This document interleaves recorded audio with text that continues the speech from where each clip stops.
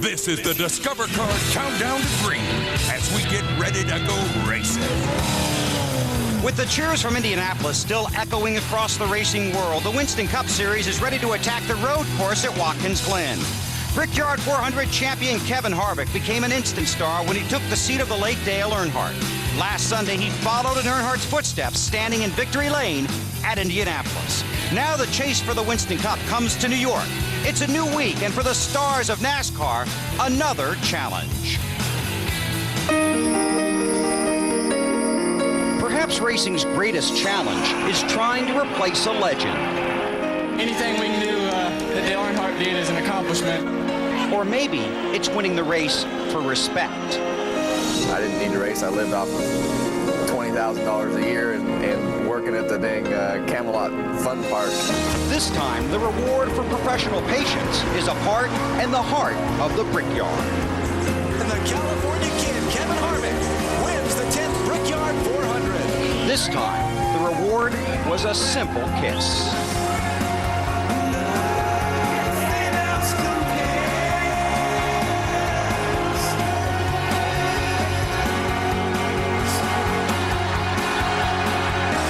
But now, it's a new road to the championship, one that reminds us of the win and the wine from California. I think Robbie's got a little problem going faster under caution than he does under green.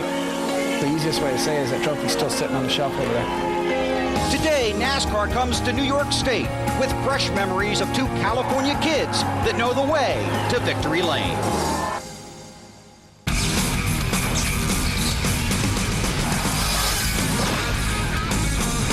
The Winston Cup Series is on the road at Watkins Glen. It's NASCAR on NBC, presented by Subway. Hi, everybody. Our NBC race family welcomes you to New York. I'm Bill Weber on the wagon right alongside Pit Road. I'll tell you right off the top, we are in the hurry-up. The forecast is for a better than 70% chance of rain, possibly heavy rain, by mid-afternoon right here at the Glen. The start of this race has been pushed up to 1:33 Eastern Time. That's when it will go green. That's about 30 minutes from right now. 18 drivers broke the old track record in qualifying, led by four-time Watkins Glen winner Jeff Gordon. He's with Marty Snyder. And Bill, Jeff Gordon starts first. The last time he did that at Watkins Glen, he finished first. Jeff, is the car good enough to do that again today? It's definitely good enough. It's a great car.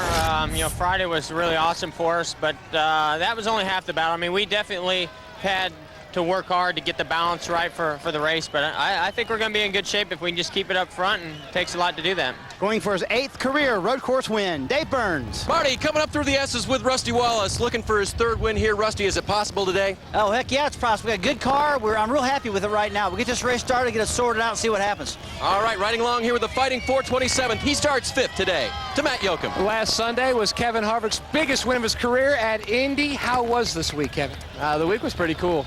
Just to take in what we'd done and accomplish as a team was really neat for me personally and the whole RCR organization. So it was a lot of fun, and I got sick during the week, so I didn't get to enjoy it as much as I had, and really feel a lot better today. So looking forward to what the GM Goodwrench car can do today at Watkins Glen here.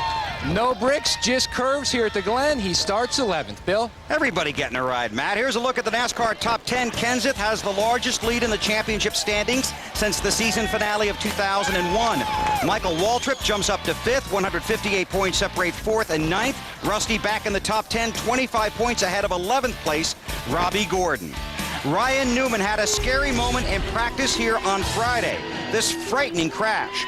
Ryan was not injured and was very frustrated with the response time of the track safety team, and said once they did get their quote, they didn't have a clue what to do, unquote. It took 1 minute and 22 seconds for the first crew worker to reach the car. Ryan said he will be vocal about the situation because it's his butt in the car. Safety and medical teams next.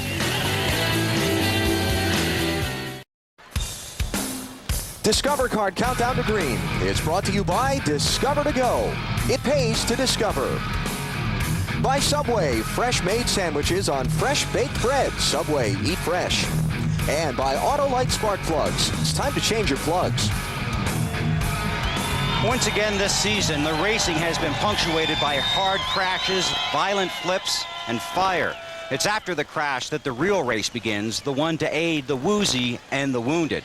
Recent wrecks have renewed an old question, one we asked you to think about at Daytona. Should NASCAR travel its own safety and medical team? Wally Dallenbach's father was instrumental in developing the safety and medical team that is used by the open wheel racing series, CART. It is a system that Wally is very familiar with. Today, he looks at the most important team at any track, the safety and medical team. There's a lot of things that NASCAR could do to give the drivers a little more safety. When you need them, it can be as serious as life and death. We've had problems with safety trucks not getting there, drivers getting upset because they're way tardy and sometimes underqualified. Can it be better? Yeah, it can definitely be better. In NASCAR, each track provides local medical personnel that work under the supervision of NASCAR. NASCAR believes that if track medical personnel are proficient for Winston Cup, then when one of their other 10 divisions visit the same track, they will get the same attention the Cup drivers would. Our philosophy's been, even at the highest level, the Winston Cup Series, is that in partnership with the racetrack's responsibility is to provide a professional, adequately trained, credentialed group of medical service people to service the events. And we feel like that's the best way for NASCAR to do it. Other major forms of car racing have chosen a different way to care for their drivers. The NHRA, IRL, and CART all have safety teams that travel with their series to each racetrack. Everything is coordinated just like a football team. We practice together day in and day out. Everybody learns about the race cars and about the racing drivers, what their little particular problems may be in life, and how to deal with each one at a scene. When you see the faces that you know that they're your friends. I mean, they're part of car community. They know their business and they know exactly what they're doing. So when they come to see you at the race car, I mean, it feels a huge relief. We have a relationship with our drivers. The drivers know us by name. If you wake up in a bad situation, would you rather wake up to someone you don't know or someone who you know and you know what their responsible care level is going to be? It puts you at a relaxed level, knowing you're in the right hands. As big and tough as we're supposed to be, when we're injured, seriously injured, we still feel like little kids. And to be looking at someone that you know is a lot more comforting than looking at a bunch of strangers, when it feels like your whole world's come crashing down around you. My opinion of a safety team is that they need to travel with us. They need to know the drivers, to know the seats, to know the cars, to know the fuels, to know the racetracks, all kinds of different, variables that certain safety crews miss because they don't get to experience it. With a terrible crash. CART and its drivers believe their traveling safety team is the primary reason that Alex Zanardi survived his horrific crash 2 years ago in Germany. What they did for my good friend Zanardi too. I mean, they saved his life on the track. I don't think he would have made it if we didn't have those guys there that were, that quick and acting. We were able to get to the scene and immediately see what was wrong, which is he had bilateral amputations. His legs were gone, and he was hemorrhaging to death. We were able to stop that hemorrhage, get IVs started, and get him off the track in a very short period of time with an injury that in a civilian population is a high mortality rate injury. Those guys saved Alex's life because he was losing so much blood at such a high rate that if it wasn't for their techniques, Alex wouldn't be with us here.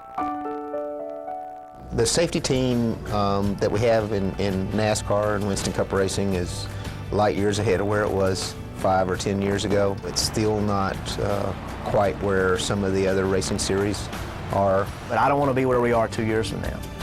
I want to see a continuing improvement every day, looking at how can we do it better, how can our rescue personnel that are at the racetrack do it better, how can the teams help. We need to always be looking at how to make our deal better. So we feel like our way of doing it works for us.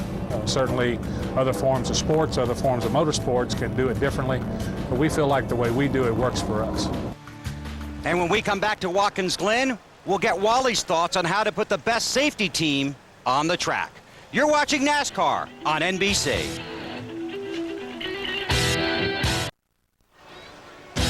The Discover Card countdown to green continues from Watkins Glen, and we will see the green flag at 1:33 Eastern Time. That's about 20 minutes from now. We just saw Wally Dahlbeck's piece on the safety and medical teams in various forms of motorsports. He's standing by to call today's race with Alan Bestwick and Benny Parsons. Wally, your thoughts on how to put the best safety team on the track? Well, Bill, I think NASCAR's idea with, training the at the track safety team is a great idea. This way, when the other divisions come that race in NASCAR, they're getting the best attention. But I also think NASCAR is the best racing in the world, and I think it should have the best safety program in the world. And I think they should go ahead and add that traveling safety team. I think it would benefit everybody. Why not have the best of both worlds when you do that? Okay, Wally, thanks a lot. Enjoy the race. He has 2 second-place finishes here, by the way, but today he's racing with us. We'll continue our Discover Card countdown to green from Watkins Glen in just a moment.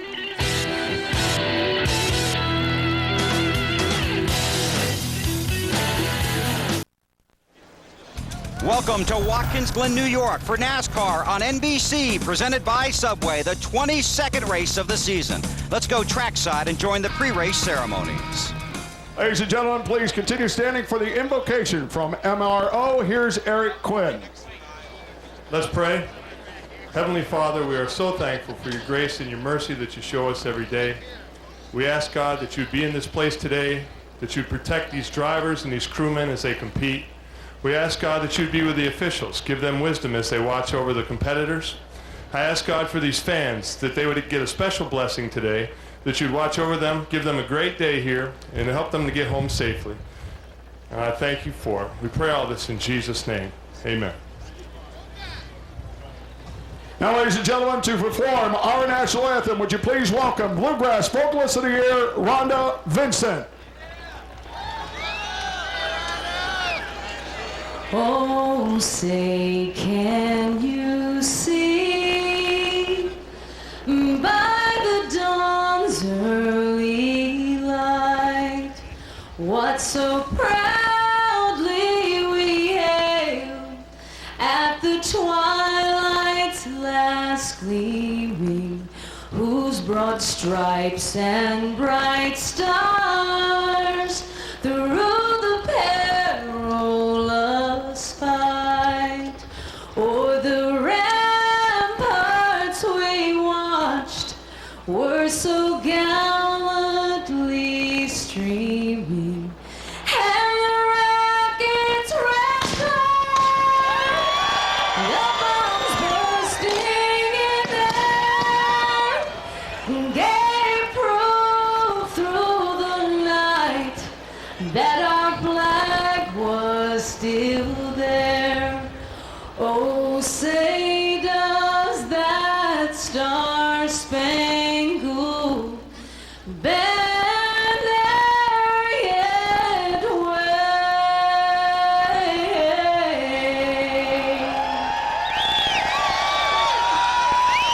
o'er the land of the free and the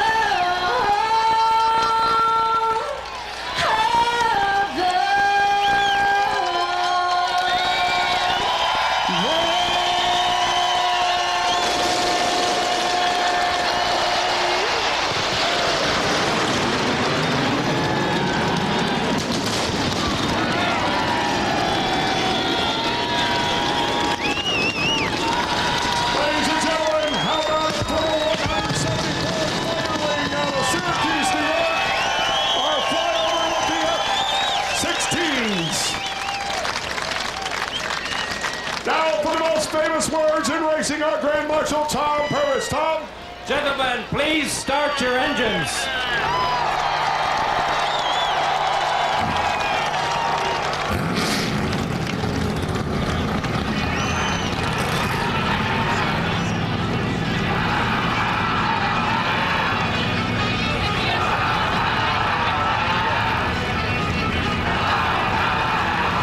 This Sunday afternoon drive is 220.5 miles long over a pretty tricky track. Now here are the 3 guys whose ultimate job is to keep all of us out of the kitty litter this afternoon. Alan, Wally, and Benny. Trying to regain our composure. Those fireworks from the national anthem, they were a little close here. Things we're going to talk about today we don't normally speak of in a race on Sunday. Let's see, we got a bus stop gravel traps, wheel hop, and backwards pit stops. Wally, things are just different here. Yeah, but this place is fun. I mean, this is a racetrack that you charge the corners, you get to downshift, you get to stand on the gas, you get to hang it out. There's a lot of drivers here that love running this place. There's a lot of guys that don't. But like you said, there's going to be a lot of guys that get in trouble with this wheel hop, because that's when you got too much rear brake. Watch Dale Jr., watch the rear of the car here. The rear is actually bouncing off the ground, and that happens for one of two reasons. One is you have too much rear brake, or BP, if you downshift and not slow the car down with the brakes, you'll get that wheel hop. And these guys today have got to stay on the racetrack. If they expect to win, they've got to stay on the pavement. Yesterday in practice, guys, Dale Earnhardt Jr. in the gravel.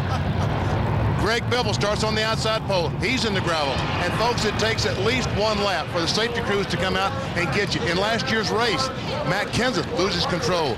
Wheel hop, too much rear brake, for whatever reason, he's in the grass. And once again, it takes at least one lap for the safety crews to come out and get you.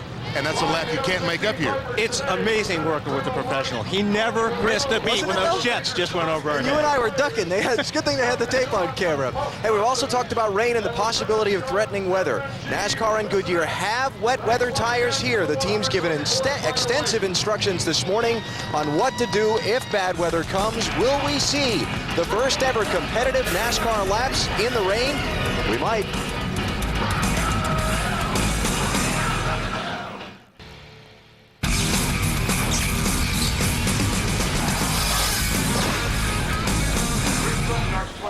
NBC Sports welcomes you to Watkins Glen, New York, as Subway presents NASCAR Winston Cup Racing.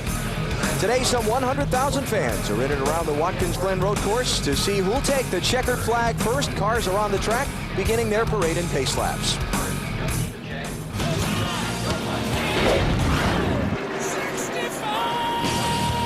Budweiser, the official beer of NASCAR, proud to sponsor the Bud Pole Award given to the fastest qualifier in each NASCAR Winston Cup race. Jeff Gordon with his second Bud Pole Award of the season in qualifying Friday in new track record fashion. Since 1979, Anheuser-Busch has awarded more than $8 million as title sponsor of NASCAR's Pole Award program. 43 drivers set to go today at the Glen. Jeff Gordon sharing the front row with Greg Biffle, best qualifying by a rookie this season. Tony Stewart, row 2, not going to be there for long. We'll tell you about that in just a second. See Matt Kenseth, Kurt Busch back in row 4. Boris Said comes in to drive the 0-1 car this week. Indy winner Kevin Harvick there in row 6. Ryan Newman finished second here a year ago, and there's Robbie Gordon. Pretty good favorite on a lot of people's minds to win this race today. And Ron Fellows, a lot of folks talking about him in the 1 car. Yep. Jimmy Johnson, another car that will have to go to the rear of the field, an engine change this morning. There's Bill Elliott. Way back in row 13, Ricky Rudd, considered one of the better road course racers in NASCAR, but he's got a lot of track position to make up. And down into provisional land, Sterling Marlin, Jimmy Spencer. They don't consider road racing to be among their favorite pursuits. Well, they talked about some of them enjoy it, some of them don't. That's two that really and truly do not enjoy coming here. Do not. Moving to the back, all because of engine changes. Boris Said, Jimmy Spencer, most notably Tony Stewart, who was qualified in row 2. It's going to be fun to watch him coming up through the traffic. And he's got a very good race car. 11-turn course here at Watkins Glen. Start-finish line, the cars go down in turn 1. A good place to pass. And here, getting through this corner, through the S's, down the long backstretch is really important because here is a good place to pass. Through the inner loop or bus stop, some folks are calling it. There's a carousel up to another spot, Wally, that's... Yeah, that area, turn 10, guys, and turn 1 is where we see a lot of that wheel hopping going on. So we'll watch those 2 areas. That's where a lot of guys wind up in the kitty litter or the gravel is what we're talking about. And those are safety traps put in to keep the cars, to slow the cars down before they hit the barrier. They do a very good job at that, slowing them down. You know, Wally takes pretty great pride in trying to rattle and scare the passengers in his Wally's World Mountain Dew Dodge, but with the help of Robbie Gordon and a rigged coin toss, today we turn the tables. I'll say it was rigged.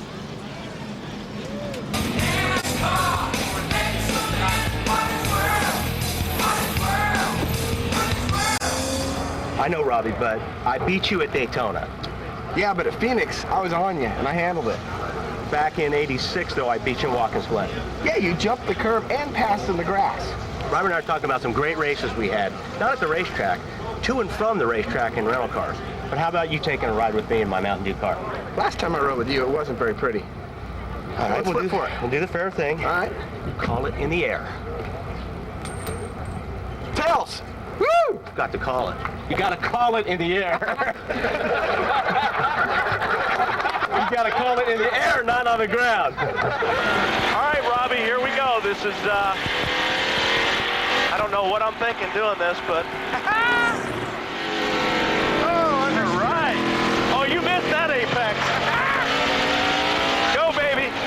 Flat through the S's. Whoa, change direction. Oh, yeah, a little bit of a push.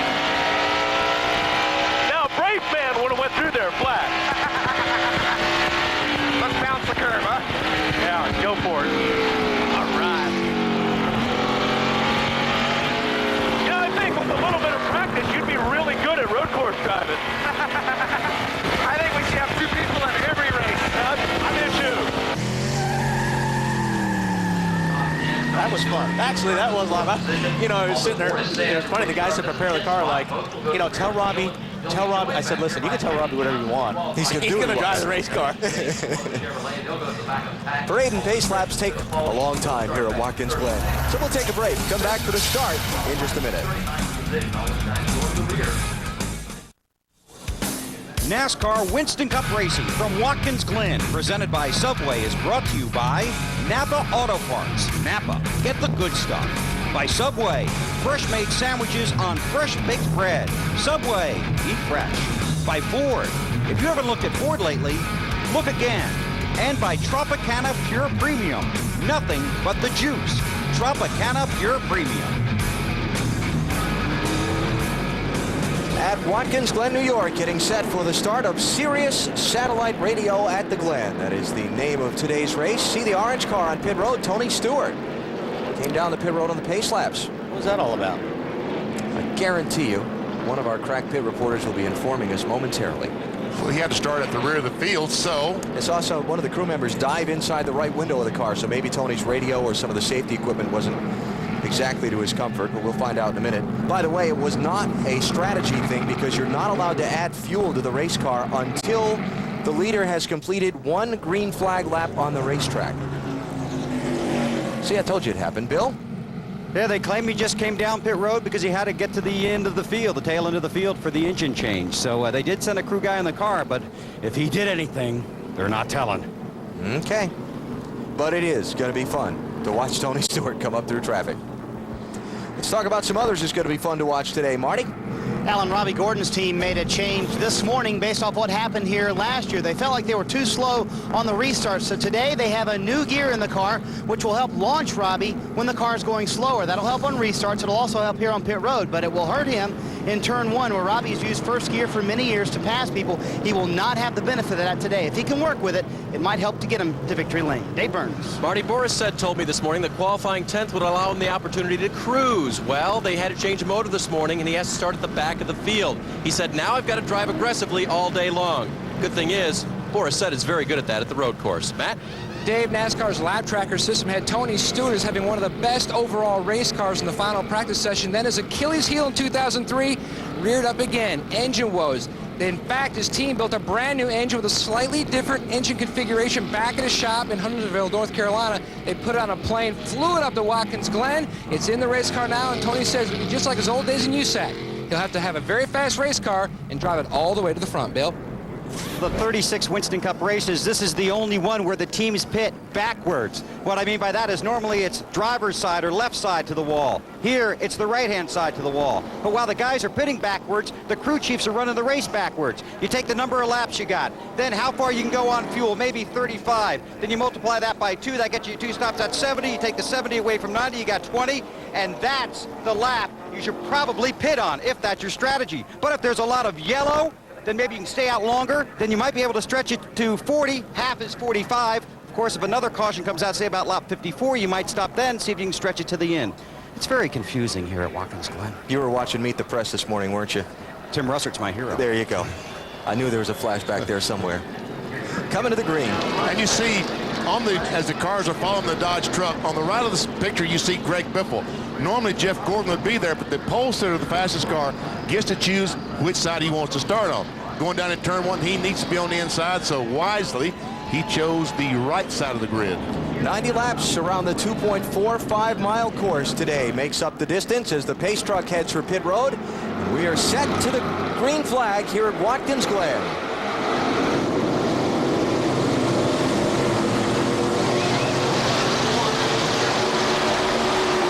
Kevin Harvick, 3. How about 4 wide into turn 1? Oh, almost contact between the 16. Oh, who's there around? was contact. Jeff Gordon, the leader. I think maybe he and Biffle made contact getting down in the corner. Remember in New Hampshire, they had a little confrontation about Gordon and Biffle getting back on the lead lap? Wow. They said it was settled. Maybe it's just flared up again accidentally. Jeff Gordon has continued away. The track is clear. We stay under green.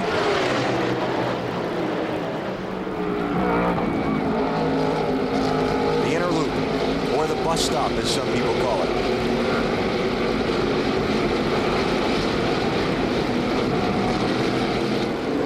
Get in that gravel pit, it becomes a rest area.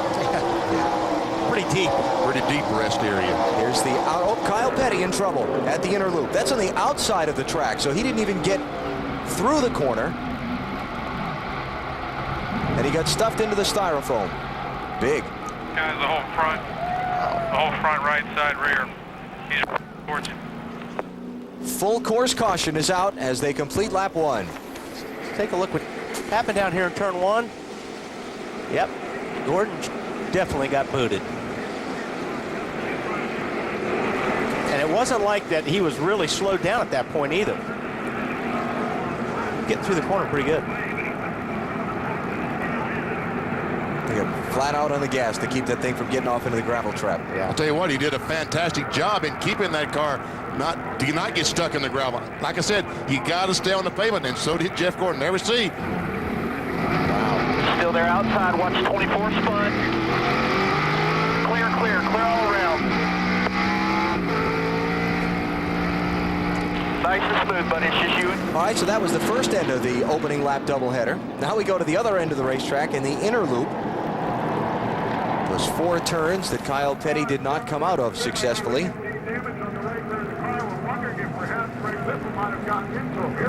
it comes. Wow.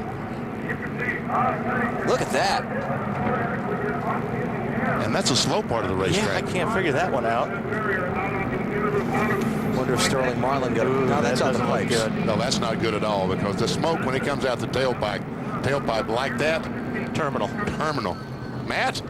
Radio conversation between the team and Sterling. They've told him to take the car to the garage to see if there's anything they can do to try to fix the car. So under caution very early here at Watkins Glen. 2 different incidents on the first lap of the race, including that one involving Kyle Petty.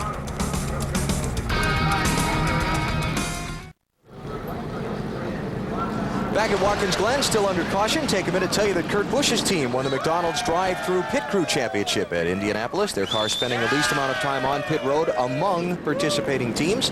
20 grand to them for last weekend, and Michael Waltrip's crew continues to lead the season-long standings for the $200,000 top prize. Big money, $200,000 to be split amongst the crew. Clean it up out on the backstretch where Kyle Petty got into the styrofoam blocks and scattered those safety panels a good bit. Meantime, on pit road, Bill, here's Jeff Gordon. Yeah, and he's been told by one of his spotters around the track that the car looks to be in good shape, but they wanted to come down pit road anyway. It does have some damage on the right rear. They look underneath to make sure everything looks okay. This basically is to pull the fenders away from the tires, give him 4 new tires, top it off with fuel, and send him back out. Robbie Loomis told Jeff and the crew on the radio, remember how we struggled last week at Indianapolis before the race and had a good finish? We can do it again this week.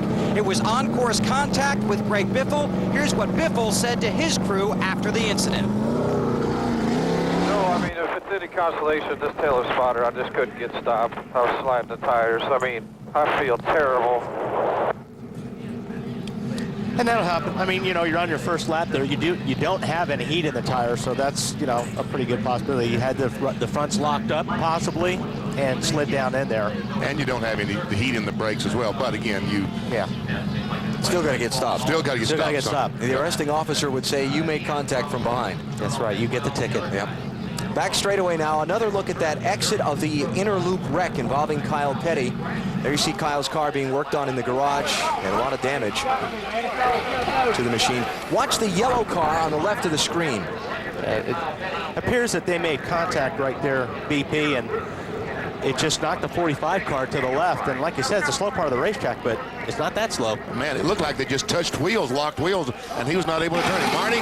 Very hard, very early accident for Kyle Petty. I just asked him if he wanted to talk. He said, I would rather not. I said, what happened? He said, I think it's pretty obvious. You guys have a lot of cameras.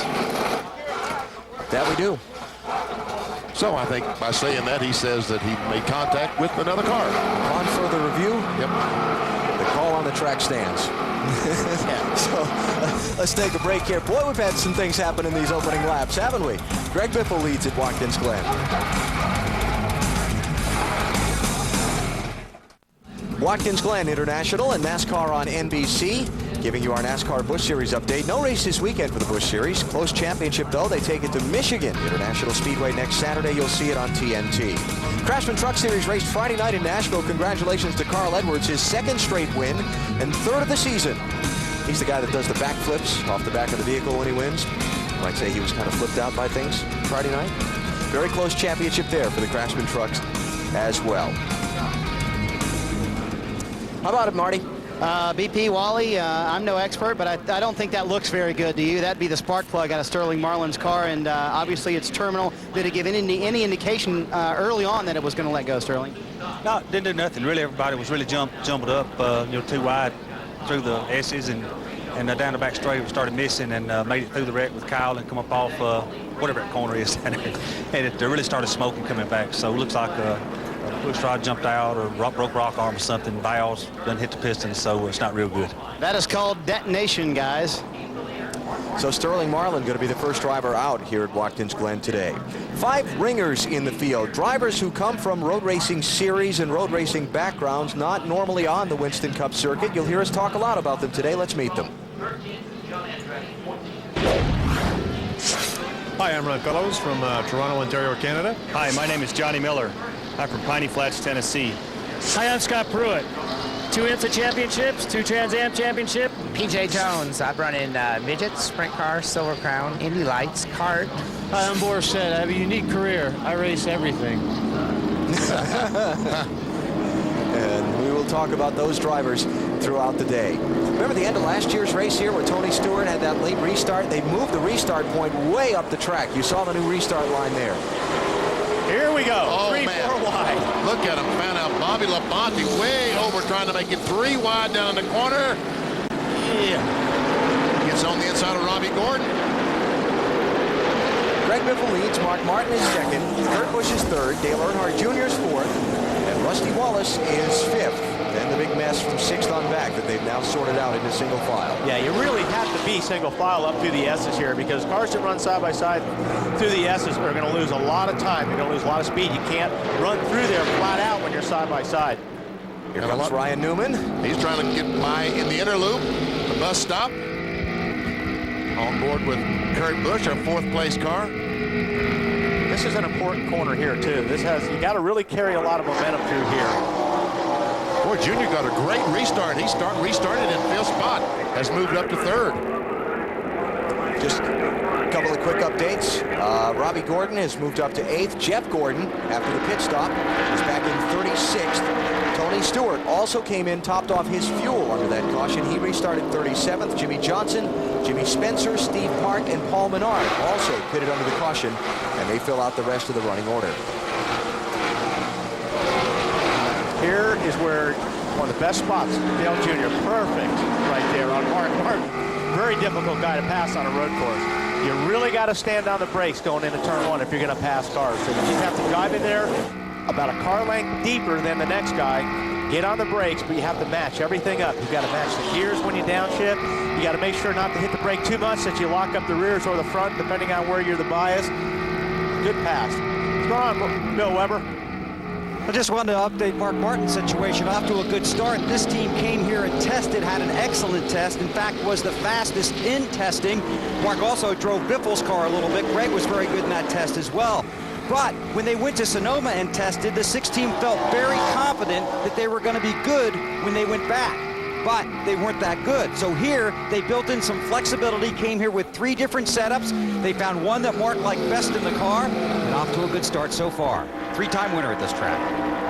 Yeah, 15 Winston Cup starts at Watkins Glen for Mark Martin, 11 top 5 finishes. Where did this road racer come from in that 8 car? Dale Earnhardt Jr., you would not think of him as a road racer, but he ran exceptionally well out at Infineon Raceway, and look at him gaining on Biffle as he goes down to turn 1 for the lead. Marty, what's up with the 8 car?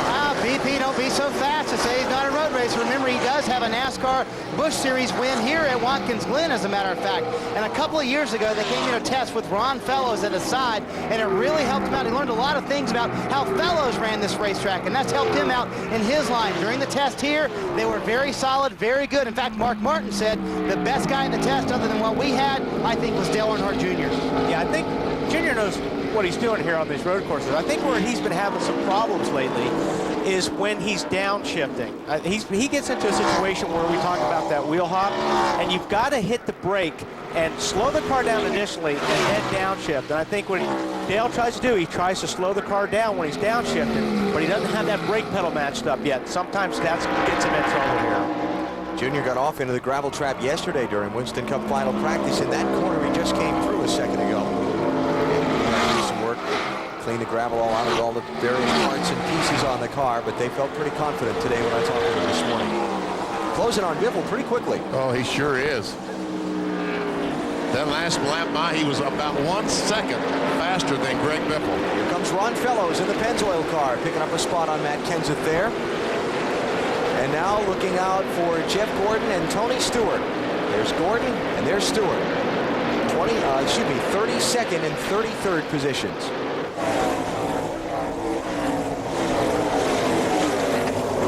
Tony Stewart, defending winner here at Watkins Glen. And this is Boris Said we ride with in the 0-1. And Boris had to feather that throttle just a little bit. He can't run there through flat, but Jeff Gordon was able to run through there on the gas more. You can see how much ground he made up. Trying to move over, get out of the rear window. Rear view mirror of Boris Said, hoping he'd back off, give him the spot. Did not happen. I'll tell you, Gordon's car looks really good right now. It's got fresher tires than these guys. Yeah, that's true, too. Stopped and made the pit stop there. Looks like Ricky Craven may be about to lose a lot of guys, a lot of positions here, as some of these guys start moving through them that have the fresher tires. Talked with Boris earlier in the weekend about coming in here as a ringer, an outsider. He said he doesn't want to interfere with the championship, but he's certainly going to give it his all to win. Well, I mean, I certainly wouldn't want to, make some enemies and take out Matt Kenseth or Tony Stewart or somebody like that. But, I am hired by MB2 Motorsports, and to them, the points for everybody at, USG Sheetrock brand and the U.S. Army and their owners' points, it's important, and they're spending a lot of money. So, I can't lay down and let people buy it. I'll drive it 100% at all costs. At all cost. And right now, he's doing a nice job. He was able to get by Ricky Craven. He's driving there, for the team. But let me tell you something. He's driving this race for Boris Said. And if he can win this race and beat all those guys, then, clear. It looks good. That's saying he did something. So believe me, he's trying to beat these guys in the worst way. Boris Said is from Carlsbad, California. He's 40 years old. He won the Trans Am Series Championship, Road Racing Series, last year, driving a Penos Esperante.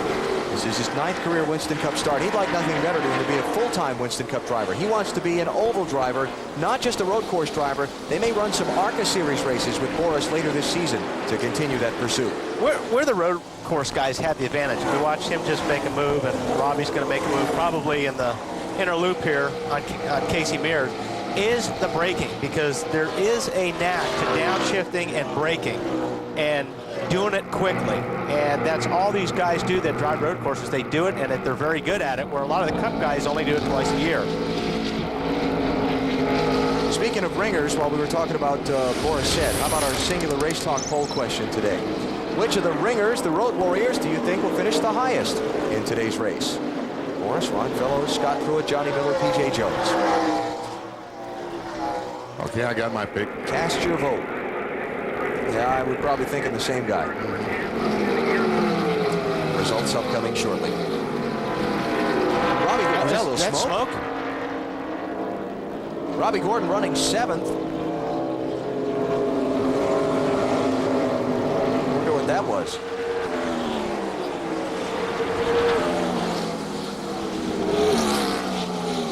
But I figure as we speak, Dave Burns is hustling to the 31 pit to ask that very question for us.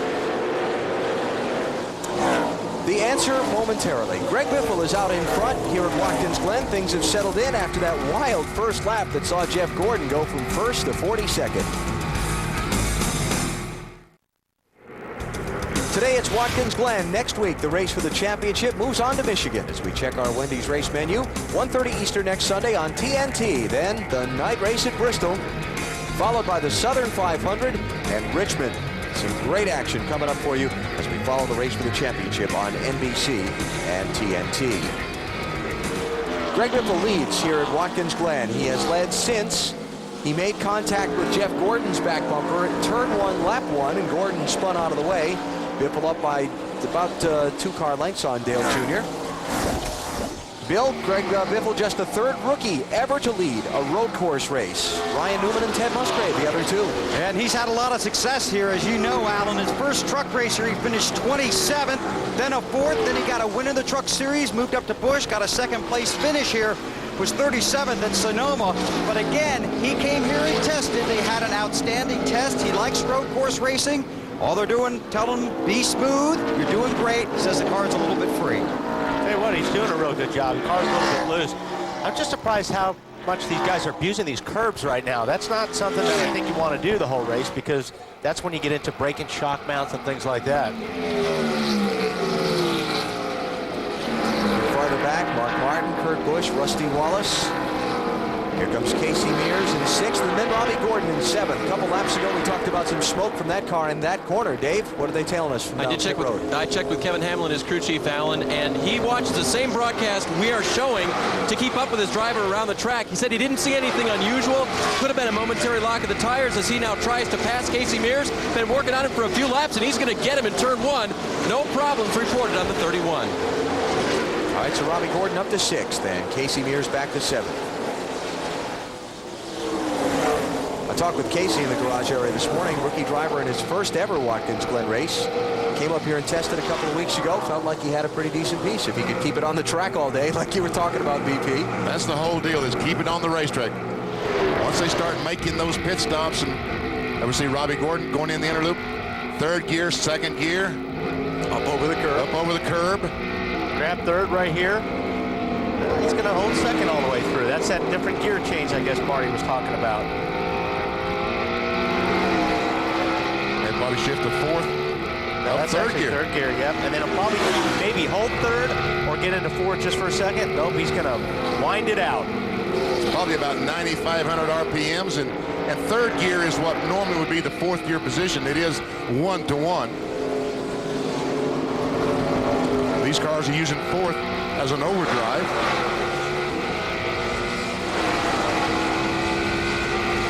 Wow, he's holding 3rd into turn 1 as well. So yeah, he's getting a lot of RPMs out of that engine. Let's see if he goes to 1st. Just 2nd gear off turn 1. Dave? Well, BP, you know the report Marty gave at the beginning of the race about that gear they're using to restart the race and how they changed it after last year. I did talk with Kevin Hamlin about that this weekend. He says they really did feel like that was an important part of their changes to the car this year. Robbie does take 2nd gear through turn number 1, but on the restarts, that 1st gear, he needs a little extra pop, and he's got it this year. Yeah, it used to be you could run through turn 1 if you had a tall enough 1st gear, but you couldn't restart very well because it was too tall, and you couldn't get out of the pit because it was too tall. So they have to make a compromise here. Robbie won the year's first race on a road course out at Sonoma, California in late June. Considered one of the better road racers, but I'll tell you, their oval track program for Robbie this season has really come around. The 31 car has 3 top 10 finishes in the last 4 races. He's 11th in the championship standings. Without question, Robbie Gordon has become a Winston Cup race driver to contend with. Yeah, he definitely has the talent. I mean, I've raced with Robbie a lot. We had some great races together. One thing about on these road courses, he understands you have to run the car really free. The car has to be loose at the start because once you burn that fuel off, these cars get tight. You can't turn them. So he understands you really need to set the car up loose on the beginning. Rusty Wallace, 2-time Watkins Glen winner, 87 and 89. He is running in 5th position now. I walked by the car this morning and talked to Jeff Fowles on the car, and there was some concern about the brakes on Rusty's car. Yesterday he started to lose some pedal, but they worked on this morning and he's able to run very competitive speeds, so it looks to me like they have cured that brake problem. Let's watch him as he goes down the back, shifts to 3rd. That's a long way to run 3rd. It sure is. He'll grab he wanted to grab 4th, but he decided not to. Man, that's a lot of RPMs these guys are turning. Woo. A little loose there.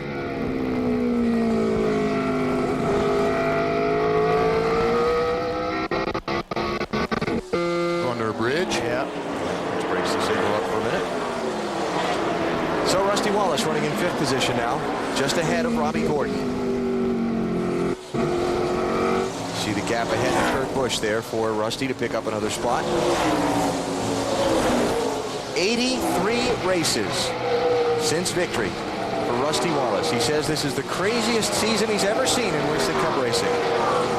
Now, what about Jeff Gordon and Tony Stewart? Saw them pit on the early caution, went to the back of the pack. Where are they now?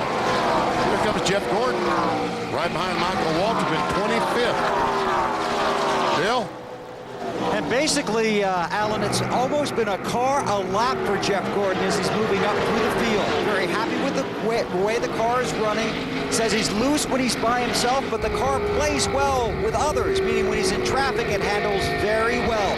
What's going to be interesting to see is how many spots this pit crew can get Gordon back. They helped him get on the pole. Now they want to see if they can move him forward in the field. Tony Stewart also marching forward, has stopped, did get gas, so having a good run for him as well after having to start at the rear of the field because of the motor change as the 24 busts the move on the inside of Michael Waltrip coming forward. You know, one thing, what Jeff's going through, what Tony Stewart's going through, instead of being out front, they're running their cars very hard right now. They're probably using their brakes. They're abusing their brakes a whole lot more. And not only that, but they're in traffic, so the air's not cooling those brakes off. So that's going to affect them later a little bit. Should begin to see some pit stops happening shortly. We'll take a break and come back to Watkins Glen.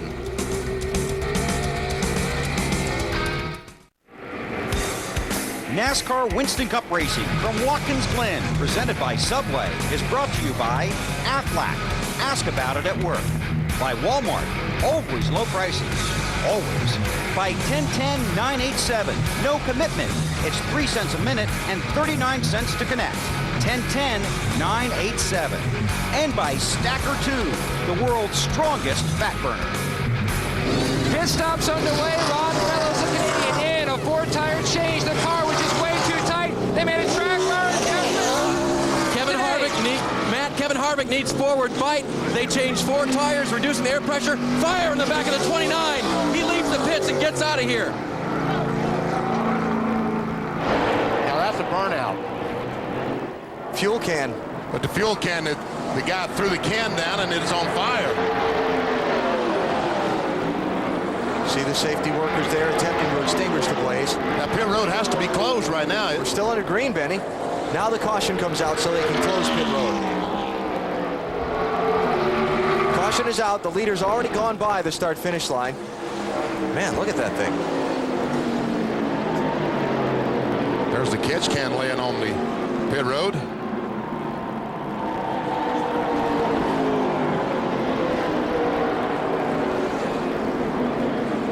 Boy. You got the headers coming out, or the pipes coming out the side where they put the gas. Look at that. He must have spilled some gas when the can disconnected from the car. Right. And my guess is that the guy putting on the lug nuts on the right rear, he there was a spark. When the impact, when the socket touched the nut, there was a spark that set that fire off, I would guess. That's just a guess.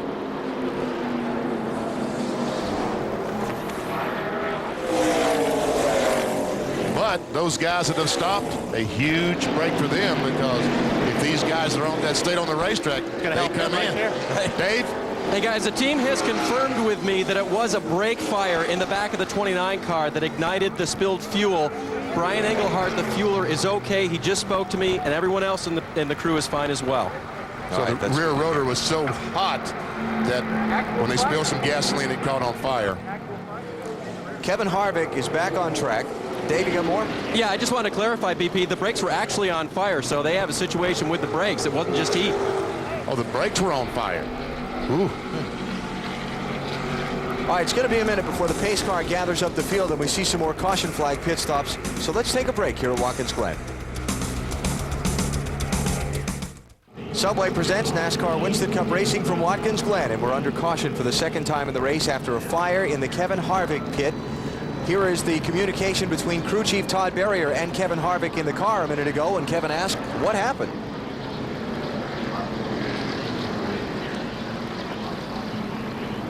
So I was saying you had some rubber on fire when we stopped, and Brian spilled gas, and when you took off, the gas blazed up, and Dog dropped the catch can, and it blazed up. But there's no fire on the car. It's all in here. BP, if that right rear tire got all 5 lugs on there, he should get an award. He does get an award because he was doing it while flames around him. Marty. BP Dale Jr. started 6th, made his way up to 2nd. He is very good. They're going to make no chassis changes on the car. The water temp is just a little bit hot. They do pull a piece of tape off the car. That will make the car tighter, just a little bit free for Dale Earnhardt Jr., especially in the carousel, Bill. Teammates Greg Biffle and Mark Martin pit nose to tail. Both cars are running well. The 16 of Biffle wants a little more forward bite. They're going to make an air pressure adjustment on the rear tires. Around to the right side on both cars. They'll have to be careful getting out. They also have to make sure they keep their foot on the brake because they're actually downhill. Biffle is away, followed by Mark. Jeff Gordon still sits on pit road, was deeper in the field. They're going to go down on the rear and take some tape off the grill. He's on his way in traffic. Tony Stewart also exiting pit road there. Boris said, remember, those are the guys that had to come from the back after engine changes and also pit stops on the first caution. So everybody's been onto pit road here. We'll sort it out for you when we come back to Watkins Glen on NBC.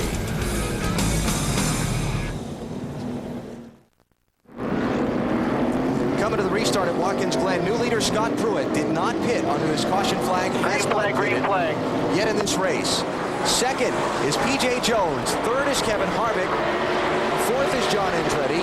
Fifth is Ron Fellows. Then Ward and Jeff Burton. 6th and 7th, and Michael Waltrip 8th. Whoa, man. Oh, they get all jammed up behind them. Yeah, P.J. Jones was down there on the inside. Harvick's got problems. That's Harvick off the gas, top of the screen. It's like the engine blew up or the transmission broke or something on the 29 car. All right, let me try and make sense of this all for you.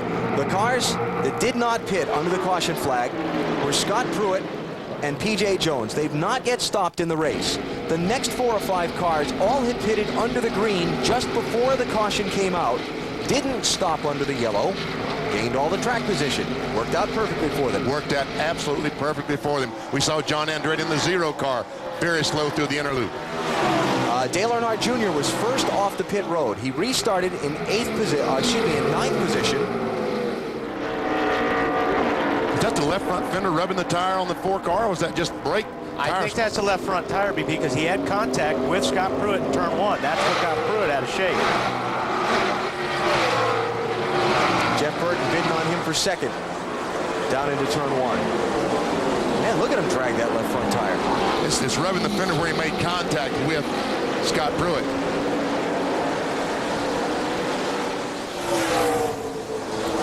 All right, let's go back and show you what happened to Kevin Harvick in turn 1 a lap ago as they got all bottled up there, piling off into that corner for the restart.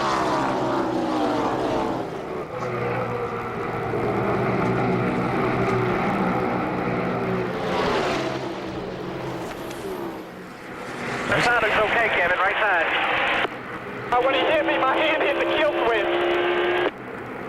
there you go. I see. When the 0 made contact with the 29, his hand hit the kill switch on the steering wheel and cut the engine off. The switch on the steering wheel, a safety device NASCAR mandated a couple of years ago after drivers are having problems with stuck throttles. It's a device they're supposed to be able to hit with their thumb if the throttle stick's going into a corner to quickly shut the engine off without having to reach up to the dashboard where the ignition switches are normally located. Junior took the spot off of Ward Burton. Looks like Michael Waltrip's going to do the same. And Greg Biffle's going to do the same thing. And Biffle's going to try to go by Mikey as well. That's going to be for 6th place. And 2nd place ahead, Jeff Burton still working on P.J. Jones. He's got him. A little damage on Ron Fellows' car, too, there in the right rear. Yeah, the 1 car.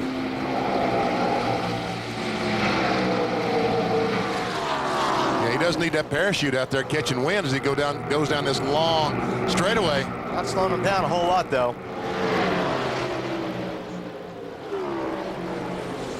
Matt, what's Pruitt and these guys in the lead thinking about by not pitting?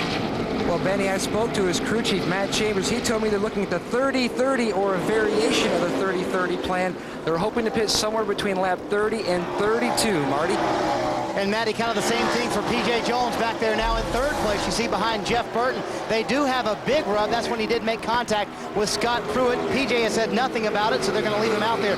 They want to pit around lap 30 as well, so he's going to stay out there for a few more laps at least and live with that big rub on the right front there. Hey, Junior's looks like he's got his braking figured out. He's been picking these guys off under braking right now, doing a good job. He's fast, isn't he? When he goes by Ron Fellows, that tells me that this 8 car, this Bud car, is very, very good. So Junior's moved up to 4th position, and he's trying to get 3rd away from P.J. Jones. Now, on the pit stops a minute ago, where the field all came in under the caution flag, Todd Bodine had a situation that dropped him to the tail end of the field for the restart. He took something with him when he left. The gas can.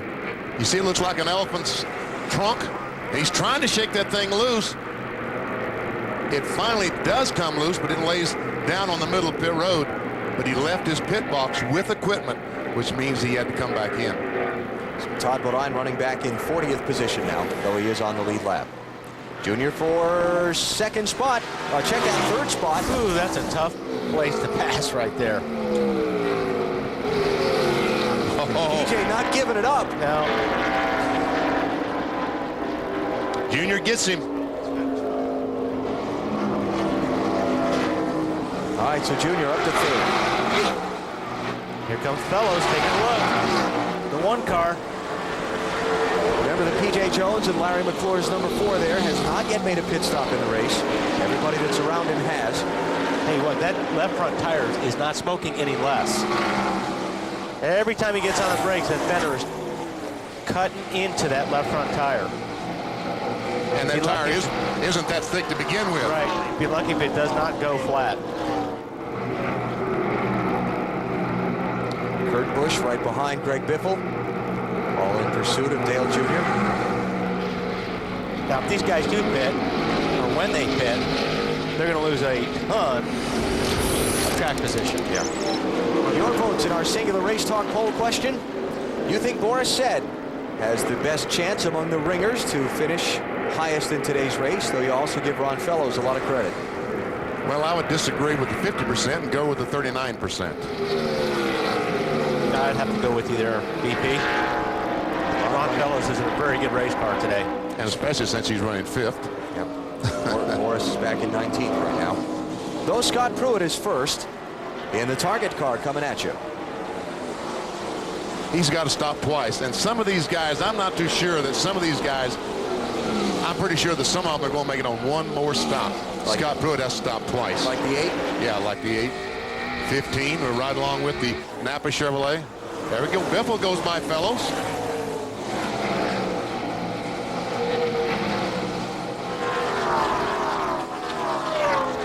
Martin running in 10th position. Where is Jeff Gordon these days? There he is. How about 18th? That's quite an improvement from 42nd, where he, after he spun, where he restarted. Tony Stewart right there behind him. Well, check that. How about 19th? Boris said went by Jeff last lap. Bill? Making the progress he was making earlier in the race. They did take tape off the nose of that car, Alan, because they were concerned about some temperature information Jeff had been giving them. The temperatures were high, so they took tape off the nose, which will help that, but could affect the handling of the car as well. So not making the progress up through the field he was hoping for. And Biffle goes by P.J. Jones in the 4 car. Takes over the 4th spot. Ron Fellows next to try, although he's been trying PJ for a few laps and hasn't gotten by yet. Well, I'm sure the guys are telling him on the radio, too, that PJ's got to be coming in here in the next lap or 2. Don't use up your stuff. He's going to be coming to pit lane. By the way, after his problem earlier, Kevin Harvick, when he figured out that he'd hit the kill switch and hit it again to re-engage the ignition, he's back up to speed, though he's in 24th place. And Kyle Petty is back on the track after the lap 1 accident he was involved in. He's 16 laps down in 42nd position.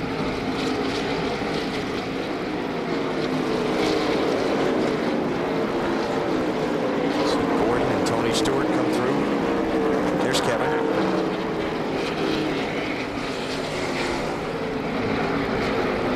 How about Ricky Craven? We had to look a pretty good ways back to find Ricky in this one. 36th place.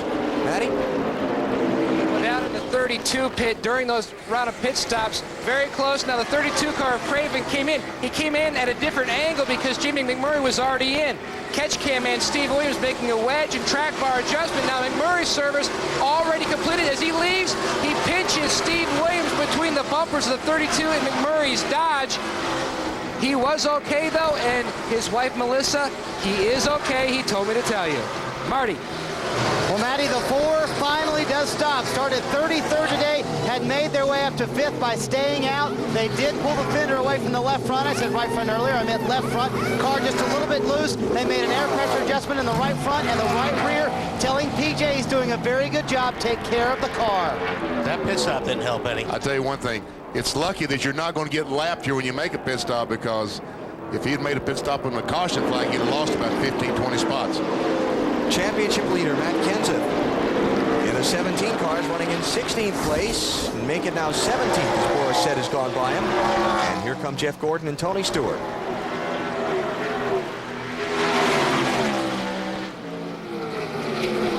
I spoke with Robbie Reiser, his crew chief, this morning, Matt Kenseth's crew chief, and he said, goal for today, make no mistakes. Driver on the track, team in the pits, no strategy mistakes, no driving mistakes, no any mistakes, and they'll have a decent day. And he also told me that he thinks Matt's a better road course driver than he gets credit for being.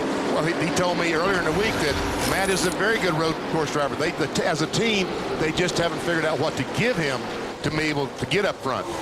Stacker 2 track facts. 7 of 20 Winston Cup winners at Watkins Glen have started on the pole. That's pretty good. 33%. Jeff Gordon started on pole today, though he only led the field for the first straightaway. Man. And he got booted out of the way. How cruel is that? Yeah, he's coming back. You know, our statistician, Bill Sloboda, pointed out to me a race that I had forgotten about. Remember at Sears Point a few years back when Ernie Irvin, driving that 4 car that P.J. Jones is in today, was on the pole, jumped the start, got black flagged, went all the way to the back of the field, like 3 laps into the race with the penalty, and came back and won. I remember that. You ever see the 39 car making a pit stop, so the 99 of Jeff Burton takes the lead. So Scott Pruitt on pit road here, and puts Burton into the lead, as Benny said. Earnhardt Jr. to second, Greg Biffle to third, and 35 miles an hour. The pit road speed here today. It's awfully slow feeling when you've been on the track at speed, Matt. Alice and Sterling Marlin's done for the day. His pit crew will service Scott Pruitt. His car free, just like it was in the final practice session. Matt Chambers is going to try to fix it with air pressures. Mikey Atwell, there's a little bit of trouble on the front. There's a crash. Off the final corner, it's Christian Fittipaldi, and the caution flag is out.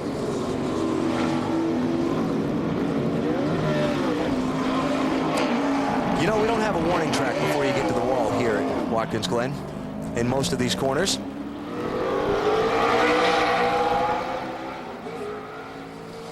Paint job for Petty Enterprises here, commemorative of the 100th anniversary of New York Yankees baseball, but the Pinstripes did not fare well in their home state today. No. He was trying to catch a long fly. He was trying to catch a long fly ball and right in the wall. That was a good break for the 4-car of P.J. Jones and Scott Pruitt. Look at the mess. So Jeff Burton, now the leader, brings the field back to the caution flag, and yellow number 3 is out at Watkins Glen. What happened to Christian? I want to say he got a little help. Steve Park trying to get under Christian in the 30 car, and yep, a little bit of a bump. You are right. And Steve Park spun out. And those big styrofoam blocks, the initial safer barrier put up here at Watkins Glen several years ago to really cushion a blow that a driver might take. That's a heavy impact. Did his job well. So under caution for the 3rd time in Sirius Satellite Radio at the Glen, you're watching NASCAR on NBC.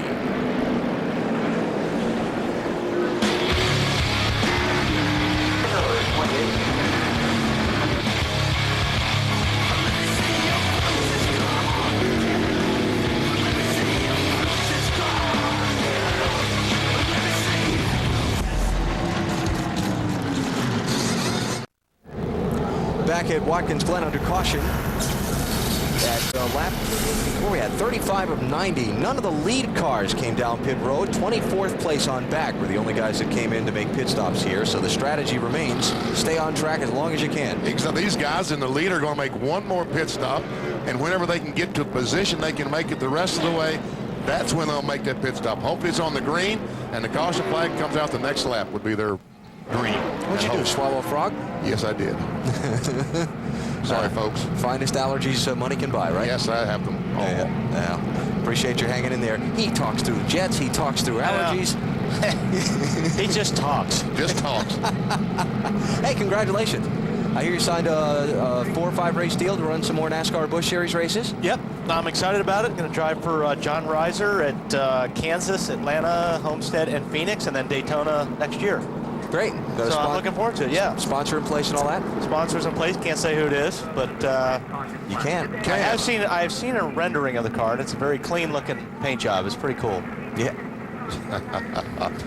that looks like Mr. Clean, doesn't it? That's him. Wow. How about that? Is that a clue? We're glad to see him at the racetrack. That's a clue. That's a clue. Oh. So we'll be seeing him more at the racetrack? Yes. Oh, very I'm nice. sending him to the booth when you guys don't behave. I'm out there. Well, we're happy for you. We look forward to seeing you out on the racetrack. Jeff Burton out on the racetrack did not pit under this caution flag, and so he retains the lead. And this is one of those races, we talked about the strategy earlier, but it's just different than you normally think. We're not going to see Burton on the pit road again. He'll probably lap 55, nor most of the other front runners. Right. As soon as they get to the point they feel like they can make it the rest of the way without stopping, that's when they'll stop. And like we talked about earlier, hopefully they'll catch it right, where they'll come in, they'll leave the pits, and the yellow will come out, and they can make up all that track position. Just like it did to get Jeff Burton up front last time. NBCSports.com, if you will log on there, you can check out previews of each Winston Cup race. BP does some writing there, as well as yours truly. Talk about who's streaking and struggling and different topics of interest in the sport. NBCSports.com. Well, we see the lights are out on top the pace truck, which means when the cars get back to the start-finish line, we'll see the green flag. Next weekend, the race for the championship moves on to the Michigan International Speedway, and it also moves on to TNT. Next Sunday, live coverage. High bank, high speed, 2-mile track, 1:30 Eastern, beginning of our broadcast next weekend with Discover Card Countdown to Green. You know, this is a stretch that I really like about the championship because it shows the versatility it takes among driver and team to win the title. You got Indianapolis last week, big, flat, fast 2.5 miles. Watkins Glen Road Course, 2-mile high bank track next week, the Bristol Short Track, Darlington. And you got to be good at all of them. And then you go to Richmond, so yeah, the next 5 or 6 weeks going to be, and it continues on until the end of the season. All right, here we go. Ace truck's off, 4 wide. They were pretty strung out there that time on the restart. Yeah. Ron Fellows peaking.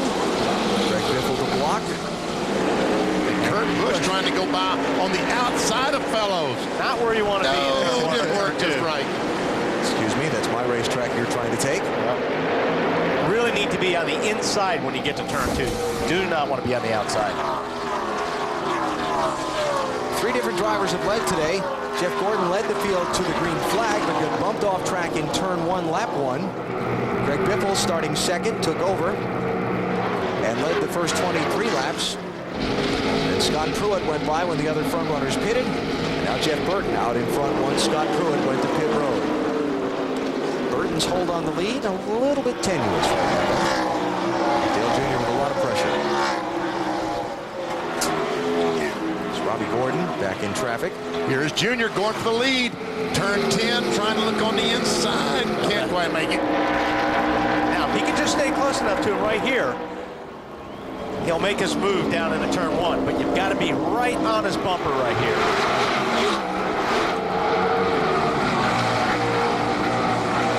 Sharply downhill into turn 1. Not quite close enough to be able to, because you really need to go in 1 car length deeper in order to get beside him for turn 1 to be your corner. He just wasn't close enough that time. Talk about wheel hop, Wally, and that is that corner, one of the best places that you can fall victim to wheel hop. After it's happened to Junior a couple of times in the past here, including earlier this weekend, how nervous is he about making that stab on Jeff Burton? No, he's thinking about it, because just when you think you have it figured out, it happens. And the only way you can really get out of a wheel hop is once that rear is hopping off the racetrack and it's bouncing, you've got to get back in the gas to free those tires up. And that's a difficult thing to do when you're screaming down into the corner trying to slow the car down. When you're already 1 car length too deep in the corner, it's hard to get back on the throttle.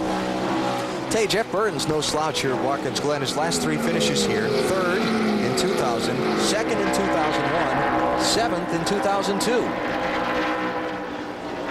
Matt, Jeff Burton getting it done today as well. He sure is, battling a tight race car earlier back on lap 19. They made an air pressure adjustment. That helped the car on the get-go, but it is slowly starting to go back to the tight side, Marty. And for Dale Earnhardt Jr., Matt, he's having a pretty good run. He also talked about the last adjustment they made. He came on the radio and said, I'm not sure if that helped us out or if it hurt us. I'm not quite sure how that affected our race car, but we only have 1 more stop, guys. We've got to get it right on that last stop, because right now, I'm not sure we're good enough to win. Bill? Greg Biffle wanted a little more forward fight. His crew chief Randy Goss said they gave it to him. The car's a little bit better, so they're hoping that his march to the front of the field continues. Right now, Biffle in the 16 car losing a little space to the 8 car of Dale Earnhardt Jr. He is abusing those curves. Greg Biffle talked to them earlier in the weekend about rumors of changes within his team. Been a lot of rumors going around about some crew members maybe swapping around back and forth within Roush Racing. He told us what was going on there. Well, you know, we haven't been running as good as we want to, and you know, we're talking about, you know, bringing more strength to the team, or you know, changing some guys around that go on the road, that don't go on the road or something. We're just trying to get the right combination. You know, it's team effort, and we're trying to get the team to gel together properly and bring the most strength we have to the track. And you know, we're doing whatever we can do to make our team run in the top 10 every week. Well, that's what you got to do these days. I mean, because everybody wants answers now. Everybody's looking for results right away. So if things aren't happening for you, you need to make changes. See Michael Waltrip and Rusty Wallace there racing for a spot. That'll be 6th and 7th places. And Mark Martin coming up behind them in 8th. Michael started back in 34th. You know, Michael's in the same boat that Jeff Burton was. The pit stop / caution flag sequence worked out perfectly for them. Michael stopped under the green along with Jeff Burton at lap 19. Then the caution came out at lap 22 before all the other guys had stopped. So they inherited the lead. They came in and pitted, then came out behind Michael and Jeff Burton on the racetrack, and that's what got him his track position from way back where he started in 34th. As for Rusty, he started 5th. He's running 7th. Hanging in. Hanging in. He's one of the guys that stopped on the caution flag. Dale Earnhardt Jr., Biffle, Rusty, Mark Martin. Watch Rusty as he goes down the corner, tries to close in on Michael Waltrip. And here's another area of BP where you really want your car good, because if you can get up through the S's and you can run through there almost flat and you can get on the back bumper, you can gain just a little bit, but you really need to close up on the car. You're going to get him in front of you, and then you can set him up to make the out-braking pass here in the next corner, which is the end of the loop.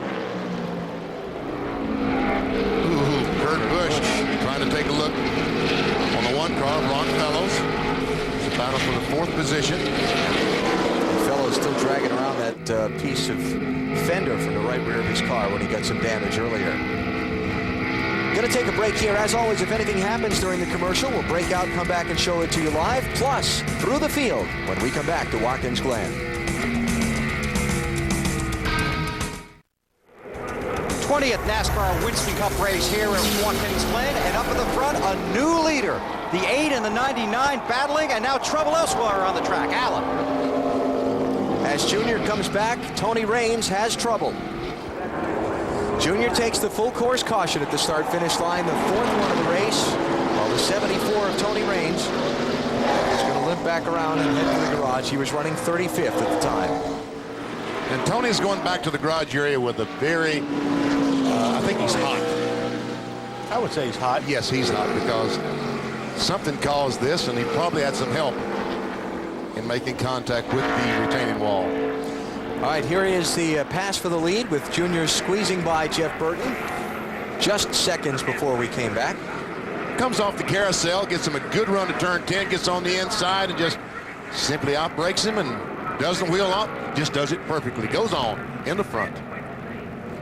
And the crash, Tony Raines, 74 car. Ooh, he and Terry Labonte hooked. Look at that. Ouch.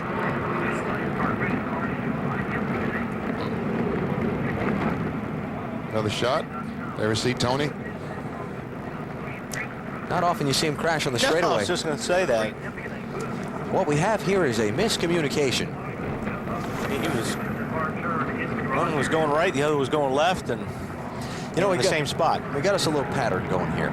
Every time we start to go through the field, somebody crashes.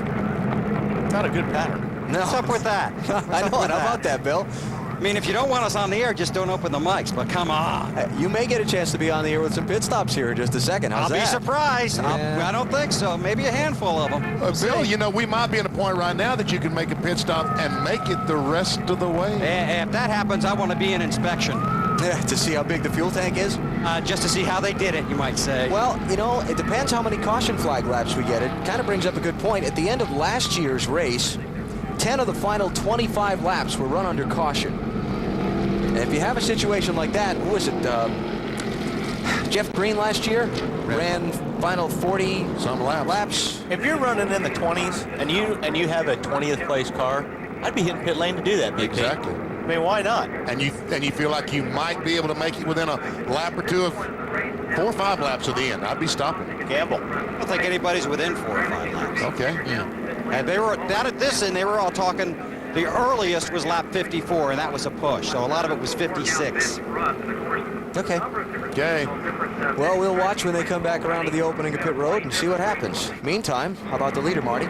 He's going to stay out, but keep an eye on his teammate Michael Waltrip, the 15 car. They're talking about coming down. They were going to come down at lap 50 no matter what. And, you know, Slugger Labby may just roll the dice here and try it. That I agree with Bill. I'd like to be in inspection after the race if he does make it all the way on fuel from here. Well, if he comes in, he'll be coming in at halfway. Yeah. I'm just thinking, you know, how much debris there is on the back. I don't think he'd come in, he'd wait another lap.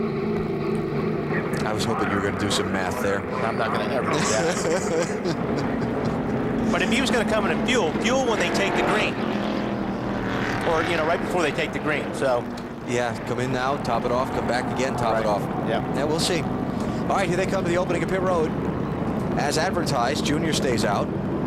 Let's see if anybody makes the left turn below that yellow line. Michael's thinking. He's thinking about it. He's thinking about it. What are we going to do? Guys, come on. Too late. No. Some of these guys back here got to come in. Wow. The survey says no. Weber, you win.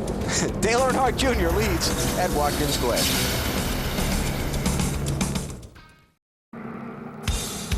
NASCAR Winston Cup Racing from Watkins Glen, presented by Subway, is brought to you by TGI Fridays, introducing 3 big flavors. Choose from dishes like our new garlic chicken or sizzling chicken and cheese.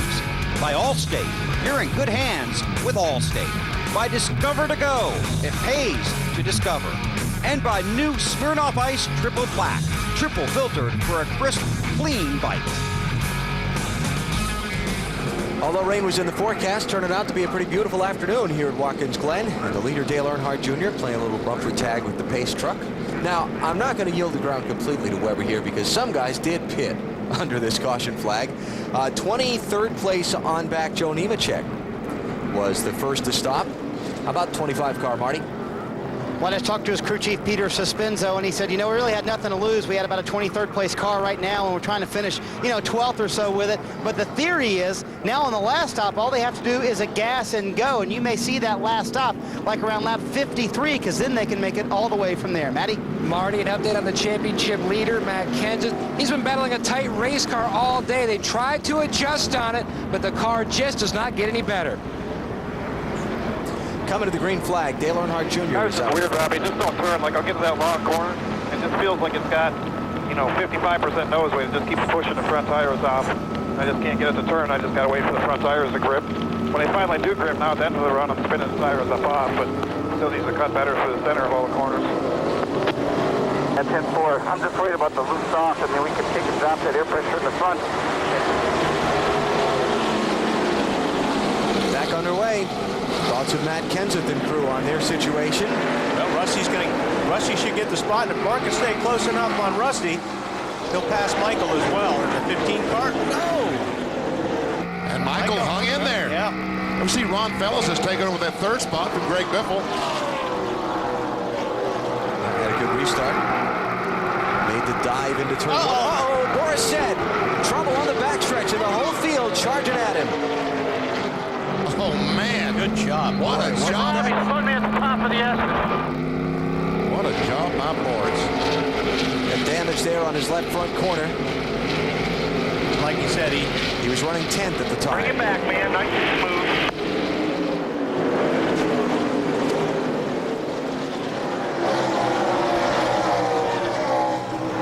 And we stay under the green flag.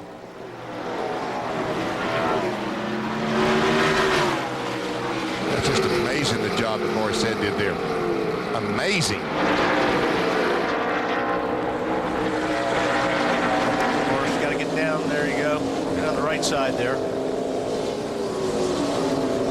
Fender 2, left front fender.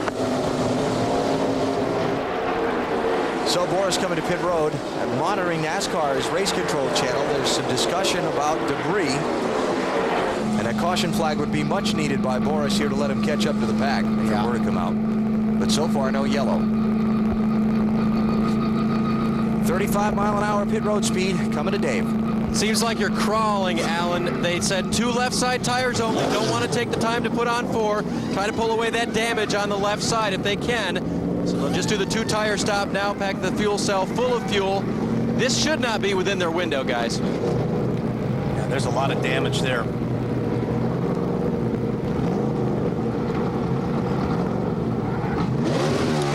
Going soon. Boy, sounds like he's got that tall first gear in it. Fastest part on the track right here. Yeah, it looks like Robbie Gordon. Robbie Gordon's able to run the back of him and see all these cars getting by. Jeff Gordon goes by. Tony Stewart. Matt Kenseth gets by. Championship leader. I see the yellow light flashing there. So we get another look at it. Yeah, just clipped him. Robbie was probably flat through the S's, and Boris had to breathe it a little bit. Yeah. But the yellow light flashing there on a road course. On board with Morris. And there's a little bit of a bump. Yeah, you're not lifting at that part of the racetrack, so you can hear he grabbed 4th gear already, so Morris was already flat in the gas. The local yellow that waved there in that section of the racetrack was not a full course caution. Drivers just warned that there was a situation on the track, and as soon as the car cleared the scene, they pull that yellow flag in, and we stay under green. Jr. leading his first laps on a road course in his NASCAR Winston Cup career. 39 of the 43 starters on the lead lap, 42 of the 43 starters. Harvick taking a look at Jimmy Johnson. He's got the spot. That's back in the 16th position. Remember, Kevin Harvick had the pit fire on his car on a green flag stop back at lap number 22. 2 more laps, buddy. Keep holding on to it. Chad Knaus telling Jimmy Johnson just in a few laps, you're going to come in, we're going to make some adjustments, we're going to put some fuel and tires on this thing, and you're good to go for the rest of the day. 48, one of the drivers who had to drop to the tail end of the field on the pace laps because they changed engines during the race weekend. You saw the progress that he's made up through the pack.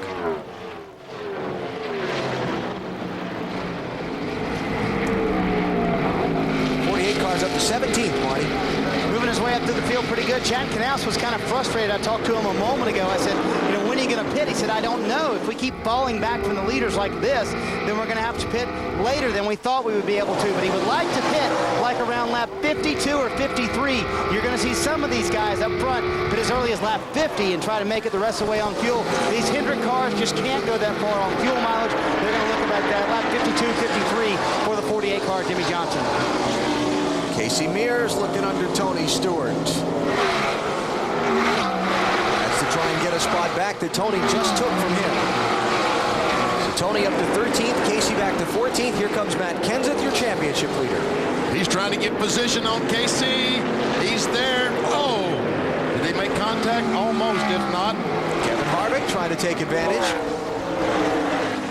And does. Oh, yeah, and Kenseth has that front damage. Yep. Contact between the 17 and 41. Wow, that's smoking a lot. He's going to have to come in and get that changed. But you know what? I'll tell you what. If he can make that last another lap or so just to get into his fuel window. It might not be a bad deal because then he can go the rest of the way without stopping again. But if it comes apart and tears the left front corner off the car, then it's not worth a gamble, not worth taking, you know. Or it blows the front tire and he hits the wall someplace.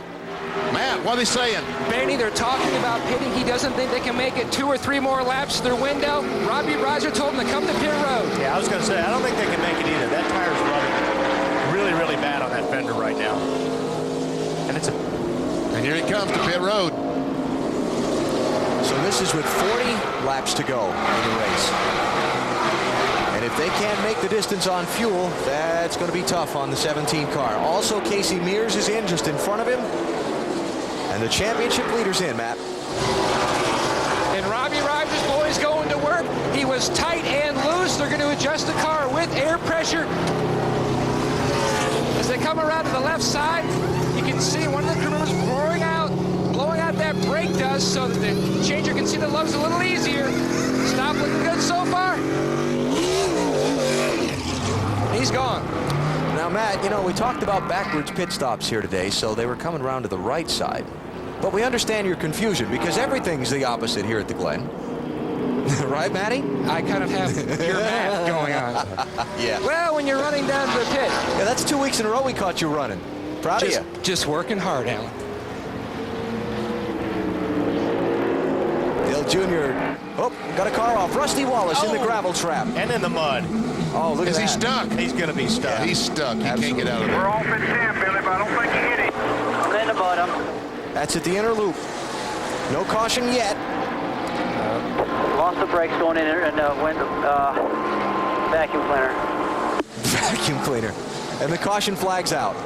And again, they look at everybody coming onto pit road. They were on pit road before the caution flag, before the pit road was closed. If they can make it on fuel, what a brilliant move that was on all these crew chiefs' parts. Robbie Gordon's in. Ward Burton, Dale Jarrett. Dave? The 29 car of Kevin Harvick is in. They're going to change 4 tires on his car. The rears were sliding. Robbie Gordon right behind him, his teammate. They're going to change 4 as well. Gordon off first. They may have just changed 2 guys. I couldn't see it.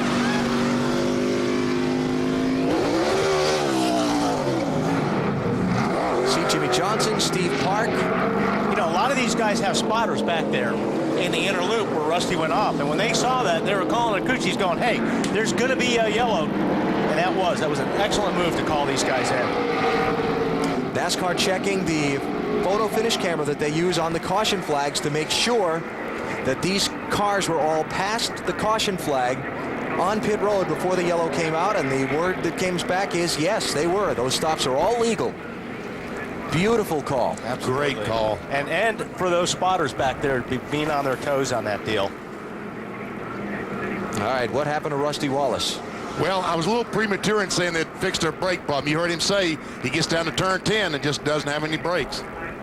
And you see all the mud. We've just had an enormous amount of rain here at Watkins Glen over the weekend. In fact, they had a lot of trouble trying to get some of the fans into the parking lots today. They've had so much water on the property. Go on board with Rusty Wallace and listen as he goes down to turn 10. See what it sounds like when you get in the corner with no brakes. Now he wheel hopped. Sounded like he was wheel hopping. Absolutely, he wheel hopped, and that's exactly what we were talking about earlier. One of those corners where you get into the wheel hop. When you hear all that, we're off at 10, Billy, but I don't think he hit it. When you hear all that bouncing around, you can hear the rear of the car bouncing. On the brakes going in there, and wind vacuum cleaner. Man, how frustrating is that? Okay, so waiting for the field to close up behind the pace truck now. And then pit road to be opened. Just before Rusty had his problem and the caution came out, the leader Dale Earnhardt Jr. had a little squirrely moment. Then at turn 1, wow. Almost got off in the grass. Looked fun. Maybe that's what he's trying to do, just bring a little excitement to his life. I think he was having fun there. Didn't get a good look at what that was.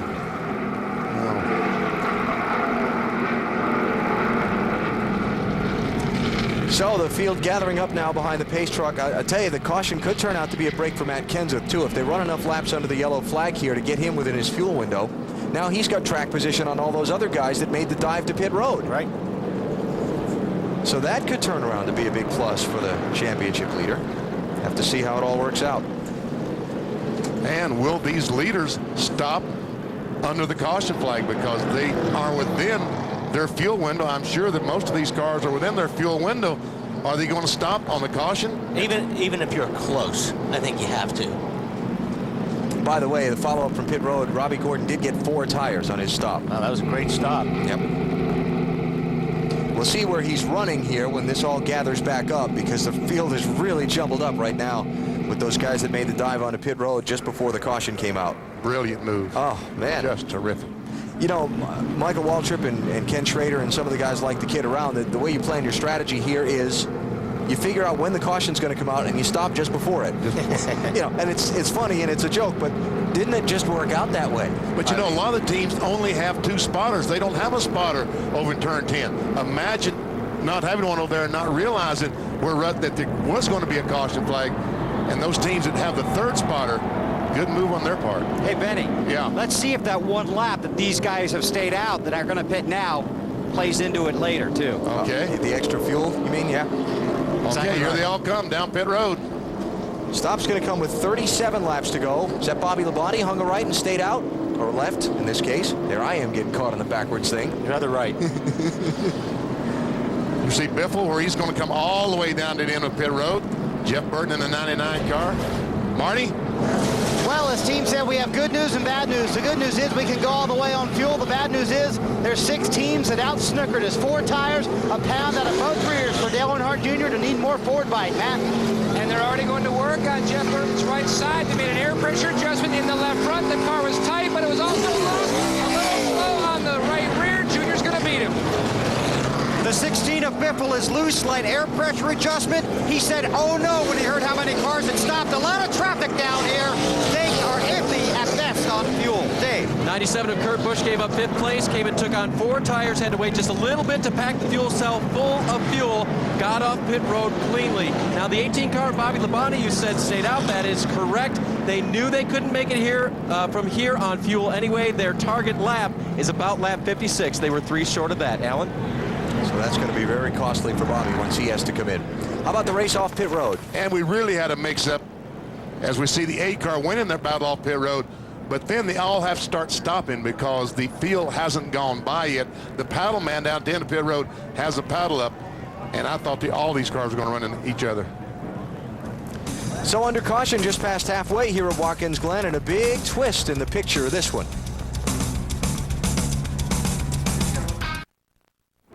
Subway presents NASCAR Winston Cup Racing from Watkins Glen just past the midway point of today's race, and the new leader is Bobby Labonte. Want to go back and just show you how things worked out that guys like Robbie Gordon got onto pit road, but Dale Jr. didn't when Rusty Wallace crashed. Because they're in front of Rusty Wallace. There we see Jr., Jeff Burton, Ron Fellows, Greg Biffle, Kurt Busch. Now they're in the next to last corner of the track. There's Rusty going off behind them. So Junior's almost by the pit entrance already here. And they didn't throw the yellow out for And they didn't throw the yellow. Right. But all these cars behind, like Robbie Gordon, as we see coming off turn 10 right now, see the wreck happening. They see the wreck, and they know there's going to be a caution flag. Exactly. So that was just they have right time, place and the right time. They have time to hang the right onto pit road and get there before the caution's out. Watch Jeff Gordon when he comes in the pits. When he makes a corner, see all that, the black dust is flying? That is brake dust. Brakes at this racetrack are incredible how much you use them. Talking to some of the engineers, 1,200 degrees heat on the front, 1,100 degrees in the back. So let's go inside our Home Depot virtual garage and show you how they keep these brakes cooled off to the point they can continue. All these hoses coming from the front bumper go back to the rotor and caliper and the brake system. And when these drivers apply the brakes, it gets hotter and hotter and hotter. And I'm talking about, as I said a moment ago, 1,200 degrees. When the air comes in through the hoses, cools off the rotors, makes them livable. Yeah, livable is the, it doesn't really cool them, it helps. It helps. Actually, these yellows help more than anything. Cool these guys' brakes off. Oh, I see Jeff Gordon right behind Greg Biffle. Yeah, that should be interesting when they head to turn 1 on the restart. If I was Greg, when I go down the front straightaway, I just move over and say, go ahead. Wave, yeah. Bill? That'll be very interesting to watch, and you brought up the incident earlier this year, Alan, so we will be keeping an eye on that. But just so you know, Jeff Gordon is probably 2 green flag laps short of being able to make it on fuel. If you just tuned in, let's show you what we're talking about. Yeah, and you know what? Believe me, Gordon is not happy about this, even though it helped a long time. Go down turn 1. Biffle says he locked the brakes up and he got back into the back of Jeff Gordon. But when you're in Jeff Gordon's shoes right now, if I was in Jeff Gordon's shoes, I would have my bumper all up underneath the bumper of that 16 car, let him know that I was not happy about that move. If Biffle's smart, he'll give him plenty of room on the restart and let him have the spot as a courtesy of what he did to him earlier. And then go back and try and pass him Then go back again. and try to pass him clean. If you're just joining us, that was turn 1, lap 1. Jeff Gordon and Greg Biffle shared the front row for the race, and it didn't work out for Jeff. Now, resetting the strategy for you. 6 cars did not pit under this caution. Bobby Labonte, Ricky Rudd, Jamie McMurray, Johnny Miller, Paul Menard, and Jimmy Spencer. They hold the top 6 spots. You see the orange and black 31 car of Robbie Gordon. We saw him as first off pit road of the guys that made the dive in just before the caution came out. He is 7th in line, followed by Kevin Harvick, Casey Mears, and Jimmy Johnson. There were 12 guys in that group that made the dive there. Dale Jr., first off pit road of the guys that stopped under caution. He's in 20th place. And let me tell you something. Robbie is in a very, very good position because he is going to go. And Earnhardt's in a very difficult position because he's got a lot of cars to pass. If this race goes green the whole way, Dale Jr.'s not going to catch that 31 car. And by the way, Matt Kenseth, the championship leader, we saw the green flag pit stop for him. He's in 14th right now. So if he's got fuel to make the finish, that's all worked out in his favor. Green flag.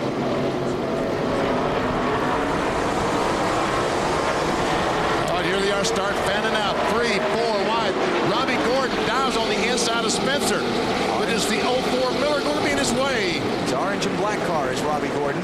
Robbie was smart enough to back off and let him go 2. And for the lead, Ricky Rudd diving underneath Bobby Labonte as they go into the S's. Labonte shut the door on him. I think he slammed the door on him.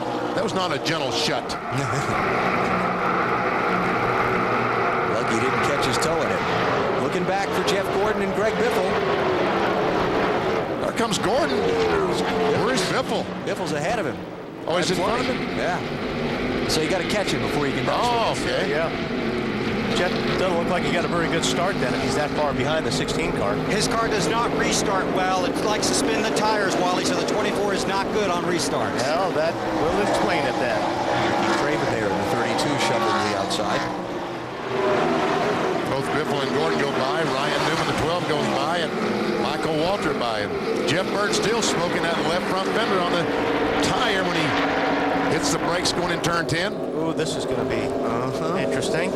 Oh! Speaking of slamming the door. Yeah. Dale Jarrett on Steve Park. Now remember Junior trying to dig his way out of the hole from the timing of where the caution flag fell. Oh, he just goes. Oh, and see Johnny Miller. And somehow he got through the gravel trap back on the racetrack. And Ryan Newman is on the outside of Jeff Gordon to take the spot away. Passes Gordon. Okay, this is turning into one of those segments of the race where you don't know what to watch because there's a lot of stuff happening all at once. That would be Newman on Jeff Gordon for 23rd place.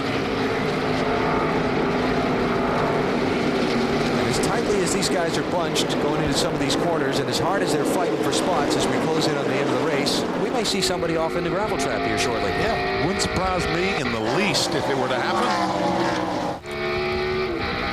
Remember last year, 10 of the final 25 laps of the race run behind the pace car.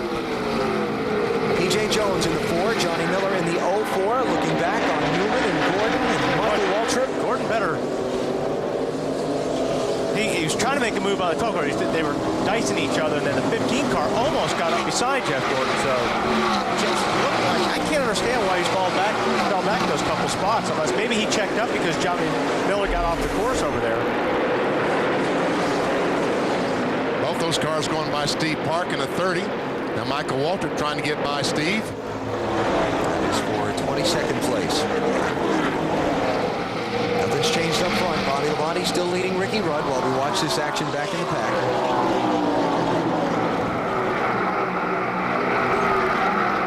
Looks like Biffle's been able to get by Ron Fellows. You know, watching Jeff Gordon, who started on pole for this race. Spencer off course. That's why I hesitated, trying to figure out who it was. Cue the duck. Aflac NASCAR Winston Cup Trivia Quiz. The last time 3 straight NASCAR Winston Cup races were won from the pole. I bring that up because Ryan Newman at Pocono and Kevin Harvick at Indianapolis the last 2 weeks have won from pole position. Got this one? No. It's a pretty good answer. It's longer ago than I thought. How about 1985? Wow. Bill Elliott won at Michigan, Dale Earnhardt at Bristol, and then Bill Elliott won the Winston Million at Darlington. And all 3 of those victories from pole position. I think Jimmy's been in the grass more than he's been on the track here this last lap.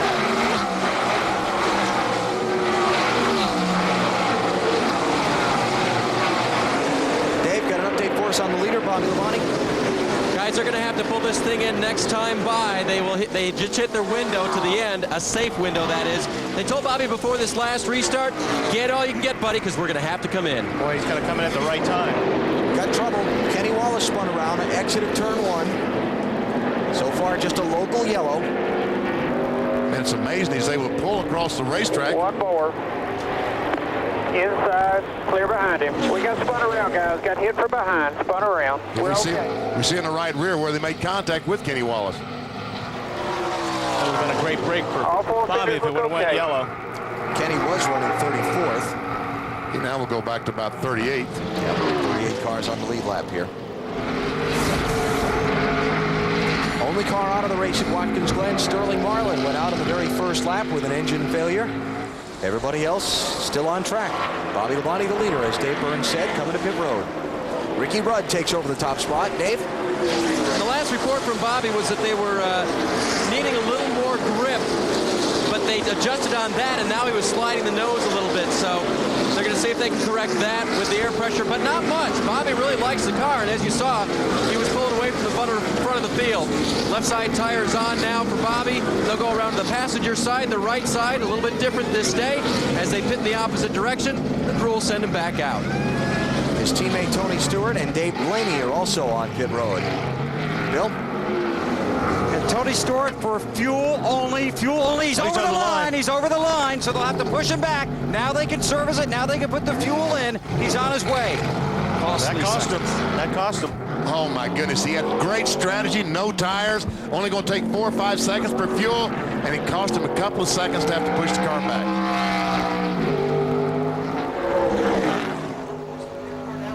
They need a caution to catch back up to the pack and be able to try and pass some cars. Ricky Rudd is out in front at Watkins Glen. First lap he's led all season long since Las Vegas back in March. And now he comes to pit road in the Air Force car. 30 laps to go, so Rudd safely within his window, making it the rest of the way on fuel. What will the strategy be? Fuel, tires, Matt? Well, Ricky Rudd's going to go for tires at this juncture, 4 tires. They told him he was 3 laps shy, 8 caution laps shy of making it.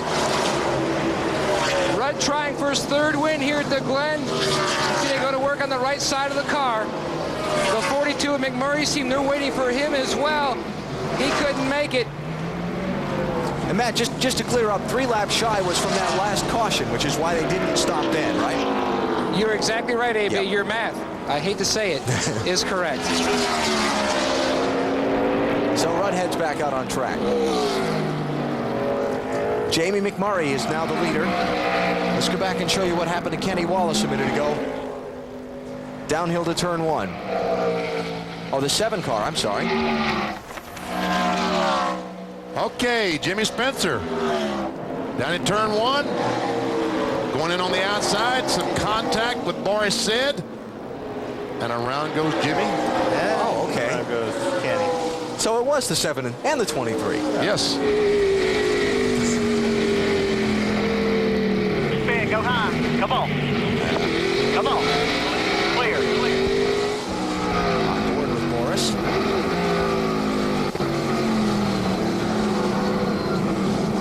That's the way you want to do it. You want to spin somebody out, though. All right, Matt. Jamie McMurray already, they're going to work on the right side of the race car. Donnie Wingo and Jesse McMurray's tight race car with some air pressure adjustments in both rear tires. Okay, so that's the last of the cars that did not stop under the last caution to come in and make a pit stop as far as the front runners are concerned. Robbie Gordon is now the leader. And the cars up front, for the most part, as we ride with Robbie, are the guys who dove onto pit road just as Rusty Wallace spun over into the gravel trap at lap 51, got their stop, and got back out onto the track. It's Robbie Gordon leading. Kevin Harvick is second. Gee, I seem to remember last time these two were running up front together in a road course race. Out at Infineon, and Paul Menard is in 3rd spot in the 33 car, Andy Petrie's car. He hasn't pitted yet. He should be coming in shortly. Here on the 29. See that? Menard comes to pit road. Just what we were talking about at Sears Point a little bit earlier, back at the end of June, the road course race. Robbie Gordon and Kevin Harvick, 2 of the strongest cars contending for the win, coming back to a caution flag.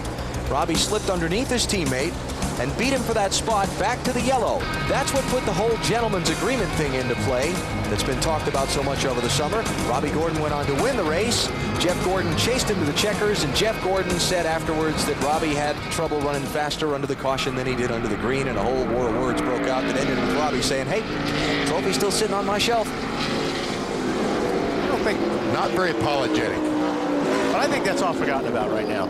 Oh, yeah. Because I think Robbie, maybe not purposely, but did help Harvick at the Brickyard last weekend, because Robbie was racing those guys really hard while Harvick was driving off into the distance. And then Robbie Gordon was not trying to hold up the field. He was trying to run second. And I don't blame him for trying to keep those guys behind him. He obviously lost 3 or 4 spots, but he was trying to run second spot. Pay and points. There's a difference between 2nd and 5th. Big tire. So 27 laps to go here at Watkins Glen in the Sirius Satellite Radio at the Glen. Robbie Gordon leads.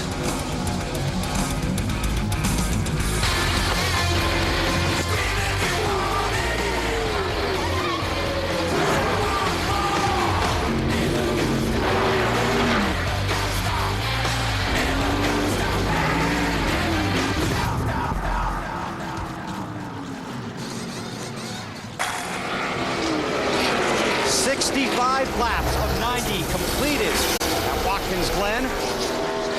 The This 220.5-mile race on what has turned out to be a beautiful day, even though there was bad weather in the forecast. Some smooth runs on the track. Some guys having a tough time. Let's take you through the field and show you who's running up front and tell you why. Starting with the 31 of Robbie Gordon, that means Dave Burns talks first. And Bill, you talk about smooth runs. That's exactly what Robbie is doing right now. He's not happy with the way the car handles through turn 1 in second gear, but he's happy with the fuel mileage because he's out front. Right behind him, his teammate, Kevin Harvick, he's not pushing him right now because he too needs to save fuel. If they both work together, I checked with their pits, they should be good to the end on fuel. Matt? The Ganassi cars are running third and fourth. Casey Mears, 2 laps shy at this juncture of making it on fuel. But crew chief Jimmy Ellich thinks that they can make that up by just conserving. That's what he's trying to do. Meanwhile, Scott Pruitt, I talked to his crew chief Matt Chambers. The air pressure adjustment has helped on the last stop. He hasn't said anything else, Marty. Dale Earnhardt Jr. doing all he can inside that little red race car to pedal towards the front, currently running 5th. A minute ago, he told everybody on the radio, shut up, let me concentrate. I'm trying to track these guys down. Jimmy Johnson behind him. Car's pretty good for Jimmy. I asked Chad Knaus, can you make it all the way, and do you have to stop? He said, I should stop again, but I'm not gonna. Matt? Jeff Burton trying to improve on that second place finish. He says the car has gotten a little bit better. They are looking at the fuel mileage, though, Dave. Ward Burton trying to better his best of 19th here at Watkins Glen. How do you do it? Stay on the track and catch a lucky break. He pitted with those guys that came in and ducked in like the 29 car. He's on the same strategy. Matt? When Matt Kenseth looked at this season, they felt like the road courses were their biggest hindrance standing between them and a championship. They tested it both. They feel like it has helped Bill. Right now he's running in the top 10. They are close on fuel. In fact, Robbie Reiser said, Matt, conserve, it's vital. Greg Biffle was heartbroken when he found out other guys got on pit road when the last caution came out. He was just crushed. They came on the pit road to try and fix the car because it's a little loose on both the left and right-hand turns. They're still iffy at best on fuel. Alan? Here's your top 10. 23 laps to go here at Watkins Glen. Robbie Gordon is the leader, got the lead when he ducked onto pit road just as Rusty Wallace crashed in front of him at lap number 51. Then the caution came out. Everybody else came in behind him, and that gave Robbie eventually the track position he needed to have the lead. Let's continue going through the field. Bill? Well, Jeff Gordon started on the pole, didn't stay there very long, barely made it through the first turn. That dropped him back to the rear of the field, worked his way back up. He, too, got hurt by the guys that beat them to pit road. The 24 is going to be very close on fuel as well. And remember, if there is a restart, the 24 car not very good on restarts. He spins the tires, Dave. The 88, a favorite of the duck-in strategy as well. He came in with leader Robbie Gordon, or the guy who became the leader. And they should be able to make it to the end. They haven't talked a lot about fuel conservation. So DJ, keeping it on the track, making it good. Marty? Ryan Newman, in course of his backup car. We saw the accident and countdown to green Friday here in practice. But this backup car finished second here last year. A little tight, 1, 2, and 9, and 6 laps short on the fuel. That's going to hurt him later on. Michael Waltrip back there in the 14th position. He can make it all the way on fuel. That air pressure adjustment, Michael came on the radio, said, Slugger, that was the perfect call last time. Bill? Mark Martin has a great car and he's had a great run, but you never know from where he is on the track, back in traffic. And that traffic is hurting the performance of his race car. He's tight on the rights and the lefts. They did an air pressure adjustment, track bar adjustment on the radio to Mark. Nice and smooth. Go get some more. Ron Fellows has some work to do at Sonoma. He went from 22nd to 7th near the end of the race. Right now he's running the 16th position. No change on his last stop, just 4 tires and fuel, Dave. He's good to go on gas. Just checked with Jimmy Fennig. There was a crew chief for the 97 car of Kurt Busch. If they saved correctly, they'll be okay on fuel. It is a little bit better as far as handling goes than it was before. Marty? Jeremy Mayfield said he's loose on the throttle when he gets back on the gas, and Wally probably tell you that's not a very good thing here, but he's having a great run. Started 40th up to 18th. The last time he took a provisional at Watkins Glen, he finished 3rd that day, Matt. Elliott Sadler running back in the 19th position, just working on that race car all day. The last stop, an air pressure adjustment. It has helped him a little bit, but not enough, Bill. Not exactly a great day for Bill Elliott, barely hanging on inside the top 20, running 20th on the track. His only win of the Busch Series came here in 1993 when he was driving for himself. Of course, his first Winston Cup win was the road course at Riverside back in '83. Bill, what a battle it's been for Terry Labonte today. 4 Busch wins, but never a Winston Cup win here at the Glen. Earlier in the race, he lost the back. They've also been trying to work on that race car, which has been tight. So there's Terry Labonte running in 21st position as we take you about halfway through the field. Now, Bobby Labonte, remember, did not get under the caution, came in under the green. We said it was going to cost him a bunch. Boy, it has. He's 28th position, trying to get by Ricky Craven for 27th. And some of these cars are going to have to stop, but the best that Labonte can do is probably a top 20. Yeah. He is 28.9 seconds behind leader Robbie Gordon. And Tony Stewart is behind him by another 3 positions. Tony's back in 31st place, 37.5 seconds behind the leader. There's Tony racing there with Kenny Wallace for 30th place. It has not worked out for them today. Robbie Gordon is out in front, trying to become the 4th driver to win both road course races in a single season.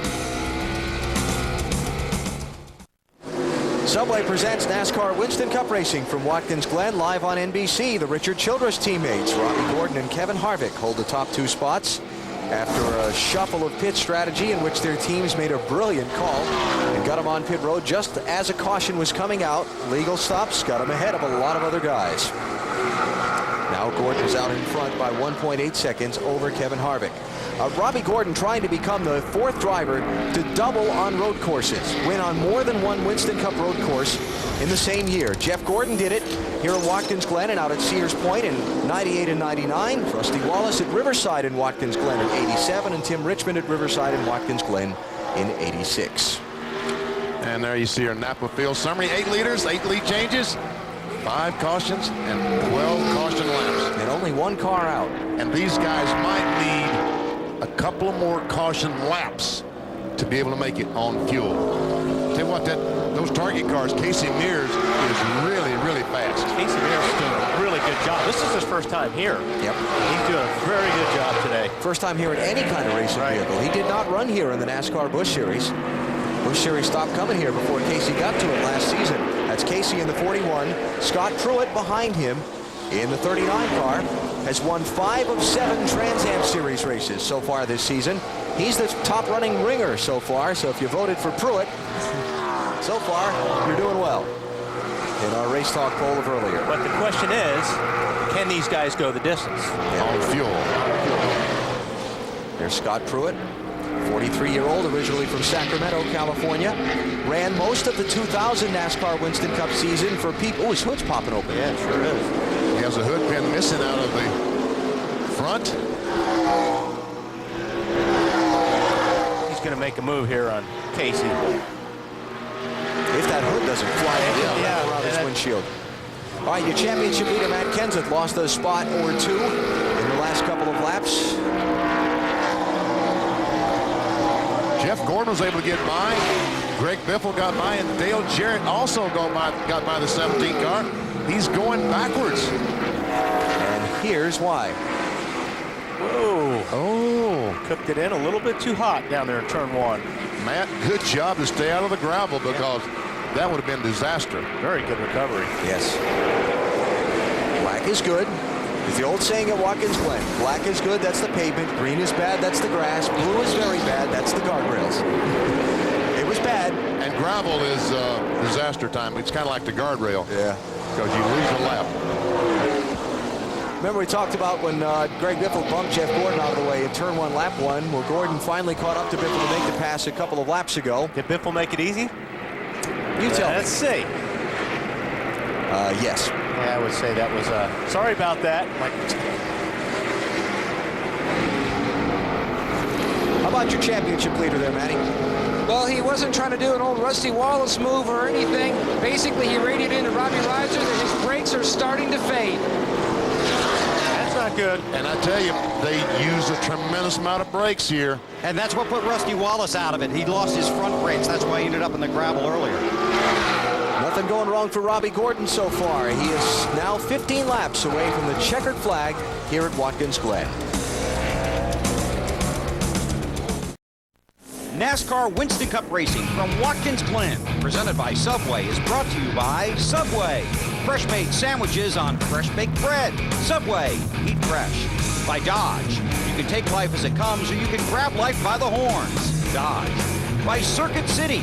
we're with you. And by Budweiser. The best things in life are the things that are true. Budweiser. Pace trucks out in front of the field here at Watkins Glen for the 6th time in the race. The gravel trap got another one. Todd Bodine. That would be the hometown driver from nearby Chemung, New York. In the National Guard Ford, turn 1. Goes down the corner, and looks like he got that wheel hop going. Yep, sure did. And he almost saved it. Just gets the front in the gravel just enough that he's unable to. See how it sinks down and just sticks there. Duck. Those traps are there for safety. They slow a car down tremendously when it gets off the course and keeps them from impacting the barrier. The problem is if you get hung in one, you are hung in one. Yeah. Like he is hung in one, that one. So the local favorite, who made his stops to get his double, what do you call it? Where is that? A double cheese whammy hoagie in his hometown sub shop there before he came here. He's now going to have to savor that from his trip to Watkins Glen instead of his finish. He had pizza one night and the double cheese hoagie whammy or whatever the other night. All right, Kevin Harvick and Robbie Gordon said, "You going to stop?" I don't think so. You want to stop? Probably not. You know, but the caution might have saved some guys where fuel mileage is concerned. Bill, you were talking a lot of murmuring on pit road when that yellow came out. Well, I've got Gordon in the 24 and the 16 of Biffle and the 6 of Mark, and they all said, the crew chiefs, that they were right on the edge. They had all told their drivers to try and save fuel, that it was going to be very close, that all we need is a couple of caution laps or one caution lap. So if they are that close, this is what saves them. This could be the difference between the guys that came down under green that didn't take the yellow and the guys that had to wait and come around and pit under caution when Rusty got stuck in the kitty litter out there. So we'll see what happens. You never know exactly in these road course races, but man, it's going to be close on fuel. Marty? Well, I tell you, Bill, it also saved Jimmy Johnson as well as Ryan Newman. Both of those cars very close on fuel. Chad Knaus came on the radio as soon as the caution came out and said, hey, we're in now, we're in our window. And then Ryan Newman's team, they actually were going to come down pit road anyway during this caution, but they decided to stay out and risk it. I asked Matt Borland, can he definitely make it even with these laps? He said, depends on how many we get, but this certainly helps. It is still going to be close because before they were 6 green flag laps short, and that doesn't equal 6 caution flag laps. Johnny Benson going to give up 24th place to come in. Jeff Burton, Ricky Craven behind him. I was wondering who would be the first one to come in and say, hey, let's throw some fresh tires at it and see if we can gain some spots at the end of this thing. It's going to be awfully hard to do. Might pick up 5 or 6 spots, but it'll be almost impossible to get back to the front. Well, he wasn't at the front anyway. No, Jeff Burton was back 26th spot. Matt? Paul Andrews is going to climb in through the passenger window. Jeff Burton had a problem under the green flag conditions. He could not get the car into first or second gear. Under caution, though, it would go into first and second. Paul's going to try to see what he can do inside the car. They left a tire carrier on the other side of the wall, so that way they would have the legal number of men over the wall, and Paul could work on that transmission during the entire stop to try to save time. As you can see, he did not leave the pits with the passenger. No. You can't take equipment out of the pits. Yeah. Or people. Or people. Well, you're not supposed to anyway. I think the passenger seat of the Wally's World car would be a little more comfortable than riding around laying on those roll bars, you think? So only a few stopping here under the caution. Everybody else hoping the yellow laps will give them enough fuel to make the finish. How about the leader, Dave? We'll check in his pit, Alan, with Kevin Hamlin, Robbie's crew chief. He told us, or he told you guys over the radio, that he was driving so slow the dimples may still be on the tires. Has he saved enough fuel now to run fast? Yeah, I believe we should be fine on the fuel. Ever since that last caution, we just been kind of cruising, and we really kind of thought we could make it from there anyway. So I believe he's really saved plenty. So we should be fine here on out with a single wire Chevy. All right, so if Kevin Harvick does mount a charge, guys, he has enough fuel to fend him off. Marty? Oh, Dave, if there's one guy who really wants to make a charge, it's Dale Earnhardt Jr. You've had arguably the fastest car all day, Tony Eury Jr. What do you think here? Can you catch those guys in the front? It's going to be awful tough. I mean, Robbie's a good road course driver. I think we can get the 2 Ganassi cars. We're not sure if we we got 2 teammates up there. They're going to try to help out each other as much as they can. But, our hats off to Dale Jr. really stepping up his program and all the people that's really helped us to get to this level at a road course. It really helps. Have you advised him as to the blocking you'll expect in this last little run? No, I just told him to do what he's been doing all day. He's come up through the field twice today. So, I just told him to stay out of the sand traps, just kind of take it easy and take what we can get here. And, you know, if he gets a win, that'll be tremendous. But, you know, we're just going to take what we can get here. And the one thing they did say, get a good restart, Junior. Matty? And Jimmy Elledge, are you now good to go? Well, I think so. You know, all calculations say we're close, but it's still going to be close. So we're close enough now that we got no choice but to gamble for it, because either we're going to have a good position or finish in the back either way. So we're going to give her a whirl, see what happens. And their teammate in the 39, they are close, but they're going for it, Dave. Todd Barrier, crew chief for Kevin Harvick. Got enough fuel to race Robbie Gordon? Yeah, we got enough fuel. You know, we run this whole last run here, Robbie ourselves, just kind of conserving fuel because we knew there would be a caution or two for the end. There's likely to be a couple more cautions. So got plenty of fuel to go. Good tires. Kevin Harvick and they're racing hard. It'll be fun. Oh, yeah. I think he's telling us to watch, Alan. This is the most important part of the race right here. If this is the last restart, these guys have got to be on top of the game, because if you're going to make a move, this is the best time to do it. You've got to try to snooker the guy that you're racing right now. So this is real important right here. The restart line, you see, has been moved around the corner from where it was last year. Robbie got a good restart. Here comes Scott Pruitt. Pruitt's going to try to make a run on Harvick. Harvick tried to block him, was not able to. He gets position. Oh, contact. Got in too heavy. But 8 tires are better than 4. Yes, sir. Used Kevin to keep him on the track. That's what I was talking about. This is the time. This is the easiest time to make that pass. And I thought Junior, excuse me. There's that frog. Junior should have capitalized on that, I think you were going to say, right?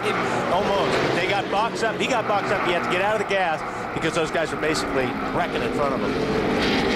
Appreciate your trooping on all day, BP. Well, that's quite all right. I thought Junior had position on Harvick, but not able to get by.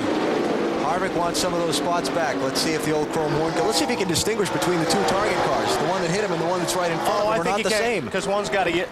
Well, I don't know. Does Pruitt have yellow on the bumper? He shouldn't, no. No, because one's got yellow on the bumper because Casey Mears is a rookie. You know who's in the car ahead of you. Trust me. Yeah. You keep that private score sheet? Absolutely. Let's see. I owe him one. He owes me one. Yeah, I owe these guys one. And they're right in front of me. This is all the race for 2nd, 3rd, 4th, and 5th. Here's Harvick on Casey Mears. Yeah. This is the old 8 tires is better than well. Yeah, no, Harvick, that was a great move on Harvick's part. I think Harvick has a better car than these 2 guys in a target car, so see if he can get back up to Scott Pruitt. And I think Casey Mears realized that he better back off and let him have that position. Look at Junior. He was all over the place in the S's. Jeff Gordon closing up on him when Junior lost a little momentum. Right there. Gordon for 5th place. Wow. That was strong. That was a strong move. Jeff Gordon really drove that car in there very deep. Remember that Jeff Gordon started on the pole in this race, but in the first corner of the first lap got bumped from behind by Greg Biffle and spun out, went all the way back to 42nd place. He's just gotten back up into the top 5. That's a remarkable day. I'm impressed. That'll change here when he crosses the start-finish line. His high position will become 5th.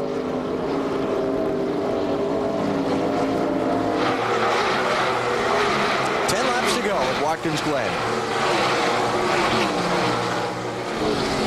Robbie Gordon out in front of Scott Pruitt. Kevin Harvick, Casey Mears, Jeff Gordon, and Dale Jr. 2 of the top 3 in the championship, running back-to-back in 5th and 6th. Matt Kenseth is running in 11th position. Heard some concern about his brakes before that last caution. That's going to cost Pruitt right there. He caught the slower car, Rusty Wallace, who's going through the S's there, and there you go. Harvick's trying to take a look. In a pounce. That's what I'm saying. If you go through the S's and you have to lift just a little bit, boy, the guys behind you really make up a lot of ground.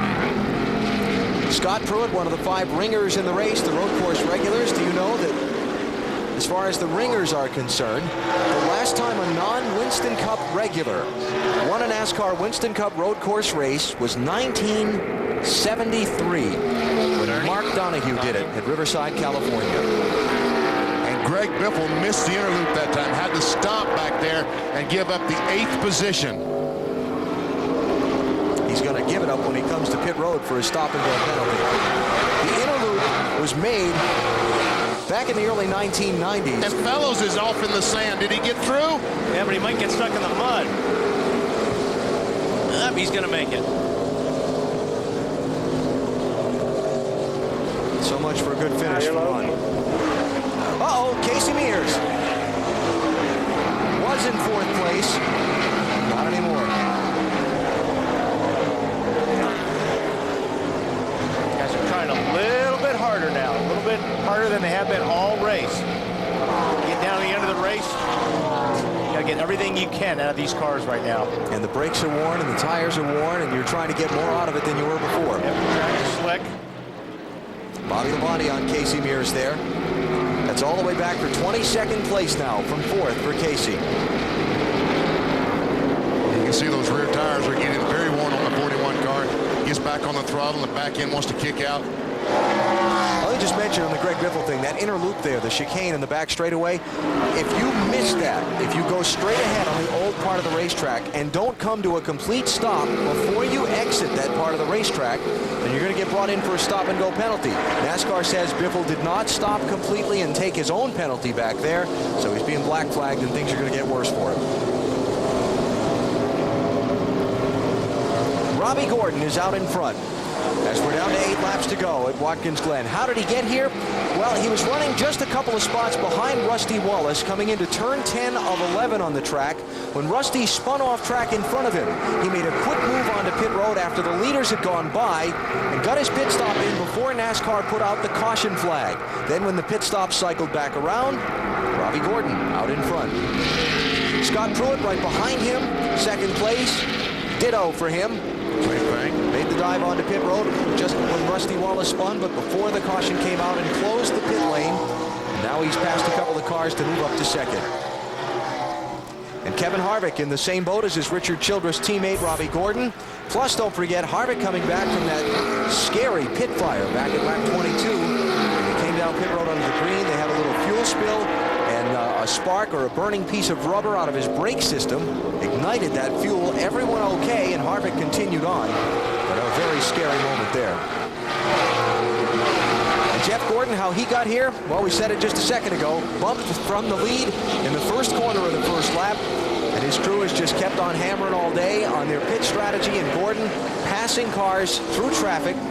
At one point in the race, about 1 a lap, just after he got spun out. A lot like what they did last week at the Brickyard. Have not given up and are in the 4th spot right now. Championship picture won't change a whole lot if they finish as they're running now, because Matt Kenseth is inside the top 10 in 9th position. And Gordon here pressuring Kevin Harvick for 3rd. See the scoring serial on Jeff, just a steady climb to the front. Boy, whoa! Boot there to, excuse me, Kevin Harvick. I'm in a hurry. That was close. 5 championship points. Here comes Dale Jr.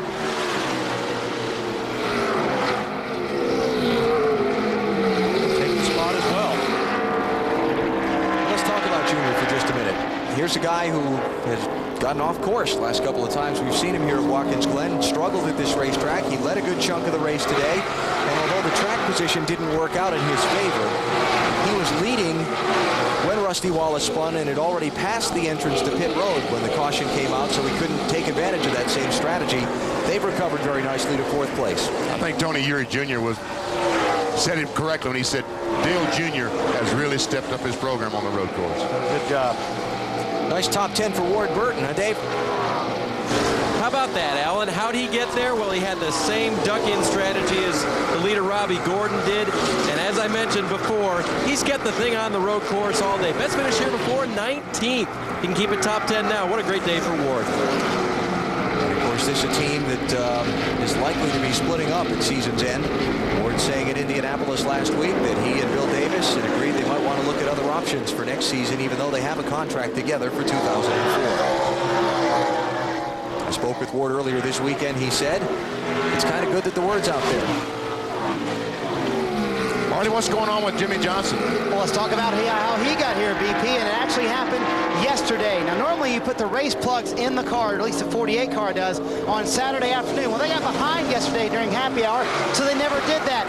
Danny Emmerich, when he came in this morning, replaced the race plugs, put them in, and found that there was water in the number 1 cylinder. Had he done it yesterday when he normally did it, they would have not have found that problem, because you only find that when the engine that not happened, they would have most likely blown up on the first or second lap of today's race. Of course, Jimmy Johnson had to change engines this morning, so they dropped to the back of the field. The 1 engine per weekend rule, but a nice recovery by them to come up to 6th place. Jimmy Johnson 4th in the championship standings coming into the race. Well, I guess the question becomes now, do the leaders have enough fuel to see the checkers? That's a great question, Alan, and it's one they're asking themselves down here, too. My guess is, Bill, some of these guys will run out. I don't know who, but somebody in the top 10 will probably run out. The funny thing down here, Benny, is not only do you not know about your own car, but you don't know about the other guy either, you know? Yeah. So you're hoping your guy is the guy that makes it, and the other guy is the one that didn't. Well, he got a couple second-place finishes here. Very, very good at this road racing thing. How does Robbie Gordon save fuel? I wish I knew. I don't know how you save fuel. Well, then watch the countdown next week, because that's the feature, believe it or not. Okay, well, I'll do that. Do it as blog. I think the biggest thing is you don't turn the RPMs that you would normally turn, especially on a road course. You short shift. So instead of shifting at, 9,000, you shift at 8,700. But you've got to be careful, because if you short shift, you're going to go slower, and the guys that are behind you are going to catch you. So it's very, very difficult to save fuel. How about it, Dave? Well, I wanted to ask you, too. I'm right at the point where these guys shut down going into turn 1, and it seems to me like Robbie's just letting off real soon and coasting in there and braking. Well, there again, he's trying to use less RPMs, and that's something you can do here. I don't know how you do it on a, on an oval, other than backing off early, the same thing, but you just got to be careful. He's looking in the mirror every single corner. Every time he comes out of a corner, every time he goes in a corner, he's looking in the mirror to see if Scott Pruitt is gaining. Believe me, if he thinks Pruitt's gaining, he's going to go back after those RPMs, because he can't afford to be caught. I spoke with Robbie earlier this weekend at Watkins Glen, talking about... 3 laps to go. Just keep doing what you're doing. Plenty of room. That's crew chief Kevin Hamlin there, talking about his road racing skills, and I said, where do you beat these guys? Why are you such a good road racer? And he said, I don't know why I'm such a good road... I don't know where I'm beating them on the racetrack, but I can tell you that I think my road racing advantage comes from driving a freer race car, a car that's sideways more than some other people. He said that hurt my oval track racing when I first came to Winston Cup, because on an oval track I was driving a car that was hung out sideways too much. But on a road course, that's a good thing, and I'm not afraid of it. And he's still using that curb back going in the inner loop or bus stop. How about Tony Stewart? Came in and topped off the fuel there at lap 59. He is charging back through the field. He was lower than 32nd at that point with 30 laps to go. He just took over the 12th spot. Kurt Busch and Michael Waltrip there. He's actually picked up 12th. And that's a team, remember, they stopped and got that fuel, Alan, and they definitely could have made it to the end. They were really disappointed to see that last caution run out. Yeah. And, of course, Tony's another one who had to start at the back of the field because they had an engine problem that we documented. Ended up working all night and chartering an airplane to fly an engine up here from North Carolina, and started at the back of the field. And it's been an all-day scramble for the 20 car to get to the front of the pack. And guys, don't look now, but it looks to me like I see Mark Martin trying to get on the inside. Looks to me like Jeff Gordon is closed up right on the back bumper of Scott Pruitt. Yeah, he has. Jeff Gordon was 0.7 of a second faster than Robbie Gordon last time, the leader. But Robbie, we believe, is in save fuel mode. Right. Jeff looks like he's getting through the S's as good, if not better, than anybody. But he makes a lot of time up on these cars. Coming by the white flag next time. Here's the gap, first to second to third. Going to be Scott Pruitt's best ever NASCAR Winston Cup finish if the fuel holds out for him and he finishes second. How about it, Matt? Alan, they have calculated, recalculated, then tried it one more time. They are very, very close. Jerry Schweitz has a can of fuel. Greg Posney has a can of starter fluid, but they are not going to come in. They are going for it. Remember, they are not racing for points, just pride. If he didn't run out right there in that last corner, it's too late. They may as well put that stuff away. Yeah. And Jeff Gordon was He's right out of gas. 24 out of gas. Oh, that's right. I thought he was right behind him last lap. Oh, man, just after he went by the pit entrance. So how much can he sputter around the course on the last lap? And how many positions might it cost him? He's still running.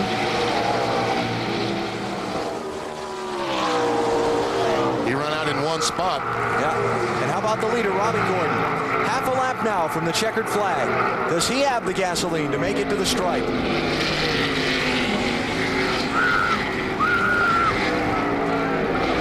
Robbie Gordon seeking his third career NASCAR Winston Cup win and his second of 2003. The dive onto pit road as Rusty Wallace spun in front of him at lap 51 may turn out to be the key to victory today. It's all about track position these days, and he got it then by being able to pit before pit road was closed for that caution flag. Coast from here. Yep. Second win of the season for Robbie Gordon, the Road King. Today at Watkins Glen, he wins the Sirius Satellite Radio at the Glen. Look at Dale Jr. Jeff Gordon spins off the last corner. Jeff Gordon is spun coming to the checkered flag. He's not going to make it to the start-finish line unless he can fire it up. And look at all the cars coming by him and all the positions he's losing. Did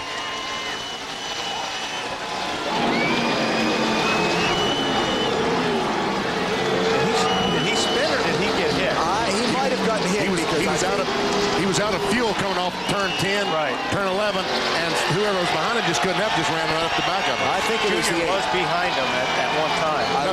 It wasn't Junior that hit him. It might have been Harvick or the 48 car. I'm not sure which. Okay. But Junior had already got by him on the backstretch. Okay. Robbie Gordon has won at Watkins Glen. Hang on to that wheel, Robbie. And Jeff Gordon is going to finish in 33rd place. Here comes through the corner. He's out of gas, but he's trying to keep the car going to get to the line, and there they make contact, and he once again moves over in front of 29, and around he goes. It cost Harvick a spot. Jimmy Johnson went by him. Was he trying to block him or just try and get out of the way? I think he's trying to get out of the way, and Harvick, well, he obviously couldn't get around the left, so he turned back to the right, but in the meantime, he was all up in the back of Jeff Gordon. And the driver and crew chief of the 29 car have been called to the big red truck to have a little meeting.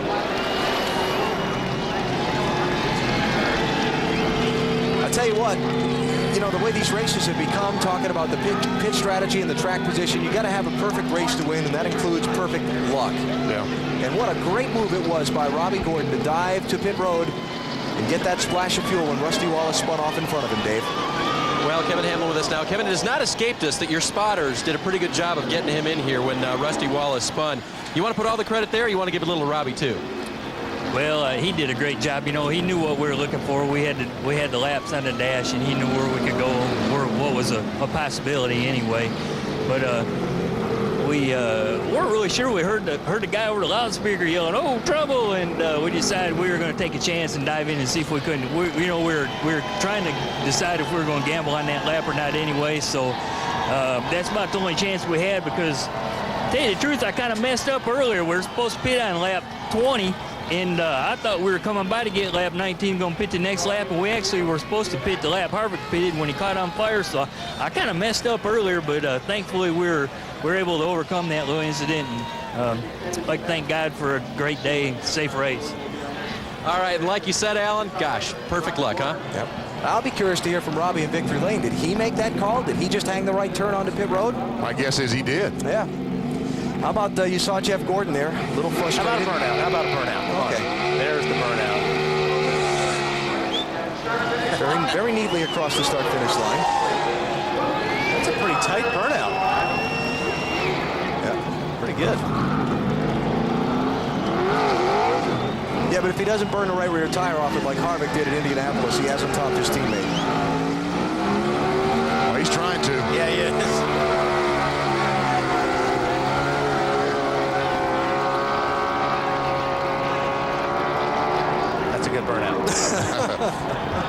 Okay. So Robbie Gordon will try and drive through his self-induced fog to Victory Lane. Meantime, Jeff Gordon crashing off the last corner after he and Kevin Harvick got tangled up. Yeah, I mean,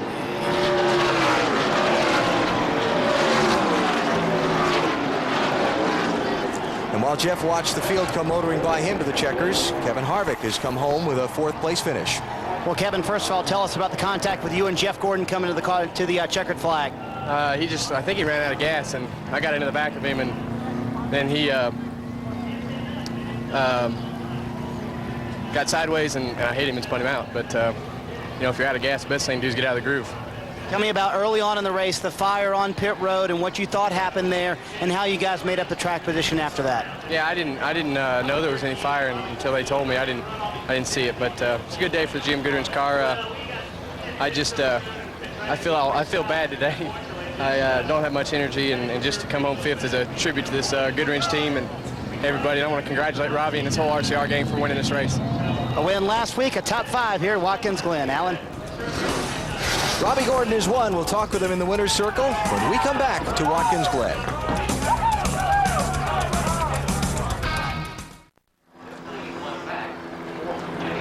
Back at Watkins Glen, Robbie Gordon is today's winner. And Chevy congratulates Robbie and the number 31 Monte Carlo. Robbie will tell you the only thing that comes close to Monte Carlo's reputation on the track is its reputation on the street. More champions depend on Chevy. We'll be there. Bill? Robbie Gordon sitting patiently in victory lane, now taking off the helmet, relaxing after a tough Sunday afternoon. The helmet comes out, and Robbie Gordon sweeps the road course races. Earlier a win in Sonoma, California, and today, with the Fire Department City of New York logo on the hood of his car, he pulls into victory lane at Watkins Glen.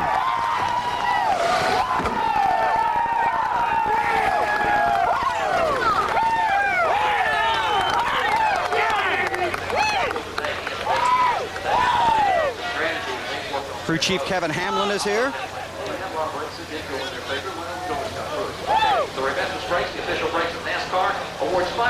Here's his car owner, Richard Childress. Kevin Harvick was here a second ago to shake hands while Robbie was still in the car. Tell me about coming onto pit road after Rusty got stuck in the sand pit.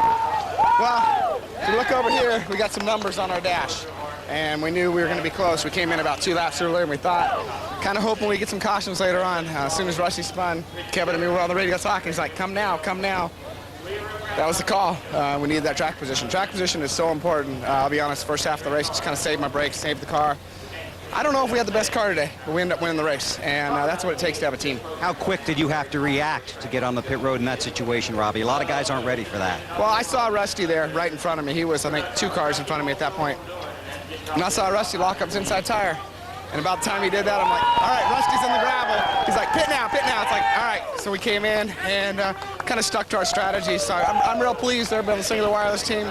Very happy that we can win for FDNY and Special Olympics. So great day for us. I get the sense for you, Robbie, this one might be a little more special. Well, you know, the other one, maybe we deserved to win a little bit more.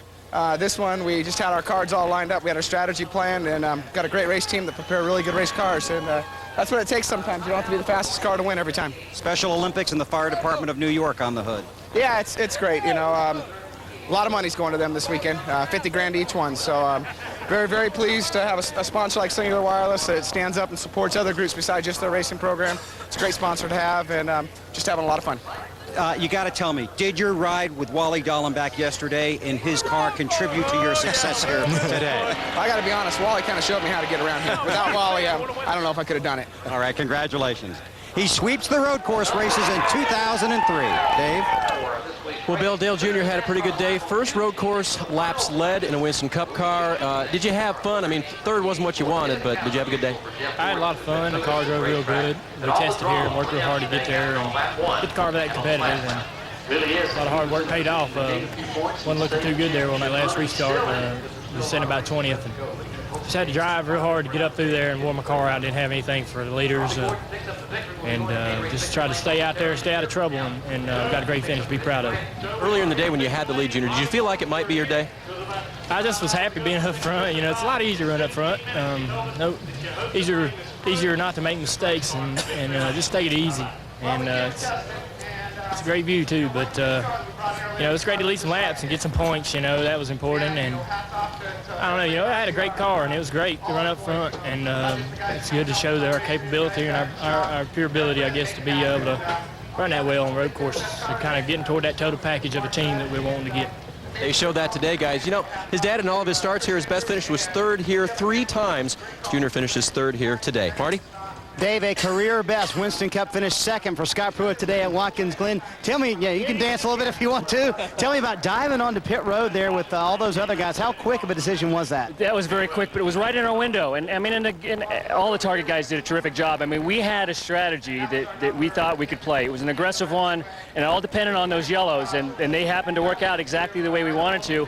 Unfortunately, we pitted so soon at the end that we had to conserve fuel. They're going, go after Robbie, but you got to conserve fuel at the same time. And we could about pace him, but we couldn't catch him. If you would have gotten a restart, could you have caught him? I mean, it seemed like all you needed was a little track position on him. The thing that a restart would have done would let me run full fuel, because then I could have gone for it. But you know what? I'm happy with second. Not that you're ever happy with second, but career best for us. And for the target guys, Ganassi guys, they worked real hard getting this fourth car here. And thanks to them, and hi to my family at home. Miss you. Big run for Scott Pruitt today. Comes home second. Dave? Matt? And Jeff Gordon's walk out of the infield care center. Jeff, first off, what happened? Harvick said that he knew you were out of gas, but felt like you should have been out of the way. Well, I was trying to get out of his way, and when you're out of gas, you don't have many options, and, you know, it's our fault for running out of gas, but I felt like, you know, he was fighting a little bit too hard because it's pretty easy to pass me. What a great drive, though, from the back, almost all the way back up to the front. Doesn't mean anything now, though. You know, that was one of the hardest I've ever driven a car. These last 2 weeks have taken a lot out of me and this race team, and last week we saw the results, and unfortunately today we didn't. Any conversations with the medical team, Jeff? Yeah, I mean, this is ridiculous. I'm telling you, 100 people could have gotten there before I got there. I mean, you know, I shouldn't say anything because it wasn't that they didn't get to me very fast. I mean, I was fine, but you should have seen the drive trying to get to the hospital. I mean, we were in bumper-to-bumper traffic in the ambulance trying to get there. Well, the good news is he's okay, Dave. Well, Jimmy Johnson raced twice here now. Twice has had to go to the back, and twice has come through fourth today. How'd that feel? This is like a win for the Lowe's team to be able to have a day like we did today. You know, sometimes not being the fastest car is going to pay off for you. It's just being consistent and fast enough. And you know, I've got a lot to learn on the road courses. This year's been a struggle for me, and I've been able to learn in the race and do what I need to do. And luckily, we had a good enough car to, you know, I didn't screw it up enough in happy hour yesterday. We left it the same and came into today, and I really changed my lines and changed some stuff around and picked up some speed. So a great day for the Lowe's team, and the way things started shaking down there at the end, you know, I was content with sixth, and then, you know, I see guys slamming and banging, and it looked like Jeff ran out of fuel, and a 29 got in the back of him, and I got by both of those guys. So great day for us in points, terrible day for my teammate. So kind of mixed emotions, but very happy and proud of the Lowe's team. All right. Hey, Marty, I think you got a guy who's also proud of what they did today. Yeah, he's also one of those guys you got to say, Howard, how'd you get up there? Well, Franklin made some great calls on pit road. We got up there by pitting a little bit earlier than some others. At the same time, they made a lot of improvements on the car. The car was pretty good, and really happy for the CAT team because everybody worked hard this weekend. We improved the car a bunch on Friday. We struggled Saturday in happy hour, but they made some good calls today and made the car better today, and that's what the team's all about. He doesn't like road courses very often, but he said, you know what? When I have a good car like that, it's a lot of fun. Alan? Let's check the finishing results from today's race at Watkins Glen. Robbie Gordon with his second win of 2003, sweeping the road courses this season. And we see Harvick came across in fifth spot. Dale Jarrett, another top 10. Maybe they can build off that. And look at Kenson. How about that? Stuck in there at 8th spot. Tony Stewart came back to 11th. Bobby Labonte back to 14th after the strategy just didn't fall right for them today. All these cars on the lead lap. Still haven't seen Jeff Gordon. Because all these cars, once again, are still on the lead lap. Casey Mears was running in the top 5, got off the track there in the late going, wound up all the way back in 22nd. Well, we have one car that was out today. And Greg Biffle, you know, was black flag for not stopping over in the chicane. He finishes 31st, and Jeff Gordon 33rd, last car on the lead lap. Ron Fellows and Boris Said were off the track at the end. The only car officially retired from the race was Sterling Marlins that went out on the first lap with an engine failure. Talking about Matt Kenseth winding up with that strong finish today. This was down in turn 1 late in the race. Now, this could have been disaster. If he would have gotten the gravel over there, if he would have been just over about another 3 or 4 feet BP, that really could have ended his day. Because he would have been a lap down, finishing no better than 34th. Junior closes some ground. The lead was 286 before this race. It's now 258 for Kenseth over Dale Jr. See Kevin Harvick up a couple of spots at the expense of Michael Waltrip And Bobby Labonte and Robbie Gordon's win moves him into the top 10 at the expense of Rusty Wallace, who spun off course and falls out of NASCAR's top 10. Robbie Gordon celebrating his 4th NASCAR Winston Cup win in pretty fine style. Nice, neat, tidy burnout at the start-finish line. Back with more at Watkins Glen in just a minute on NBC.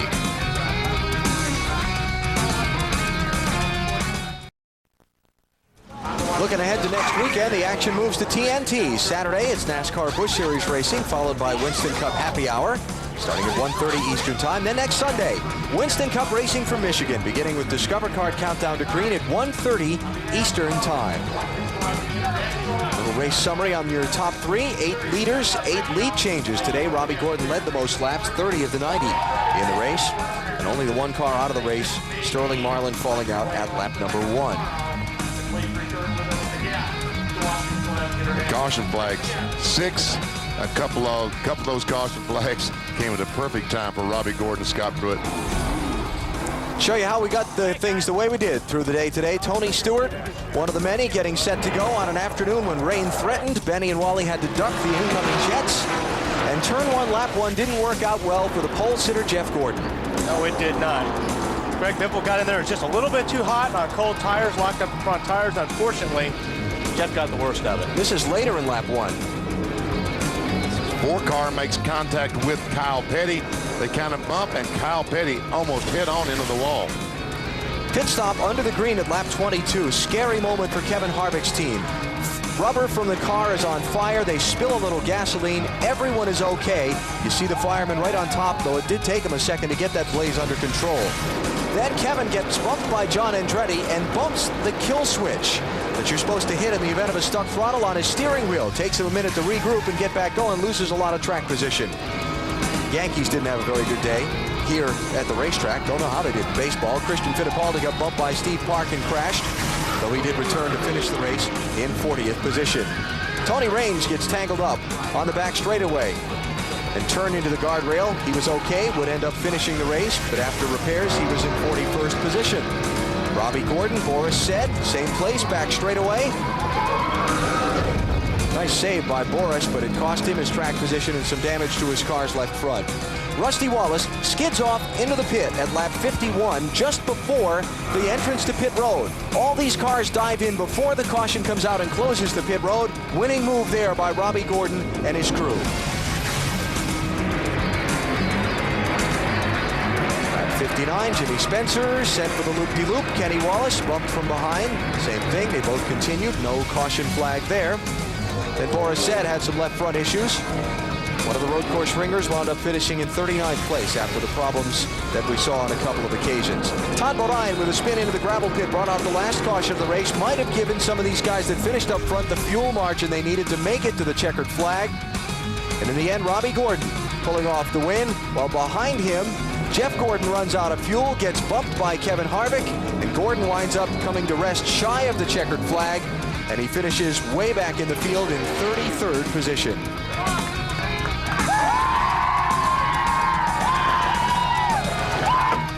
The quick call to pit road at lap 51, the difference in today's win. That was the key.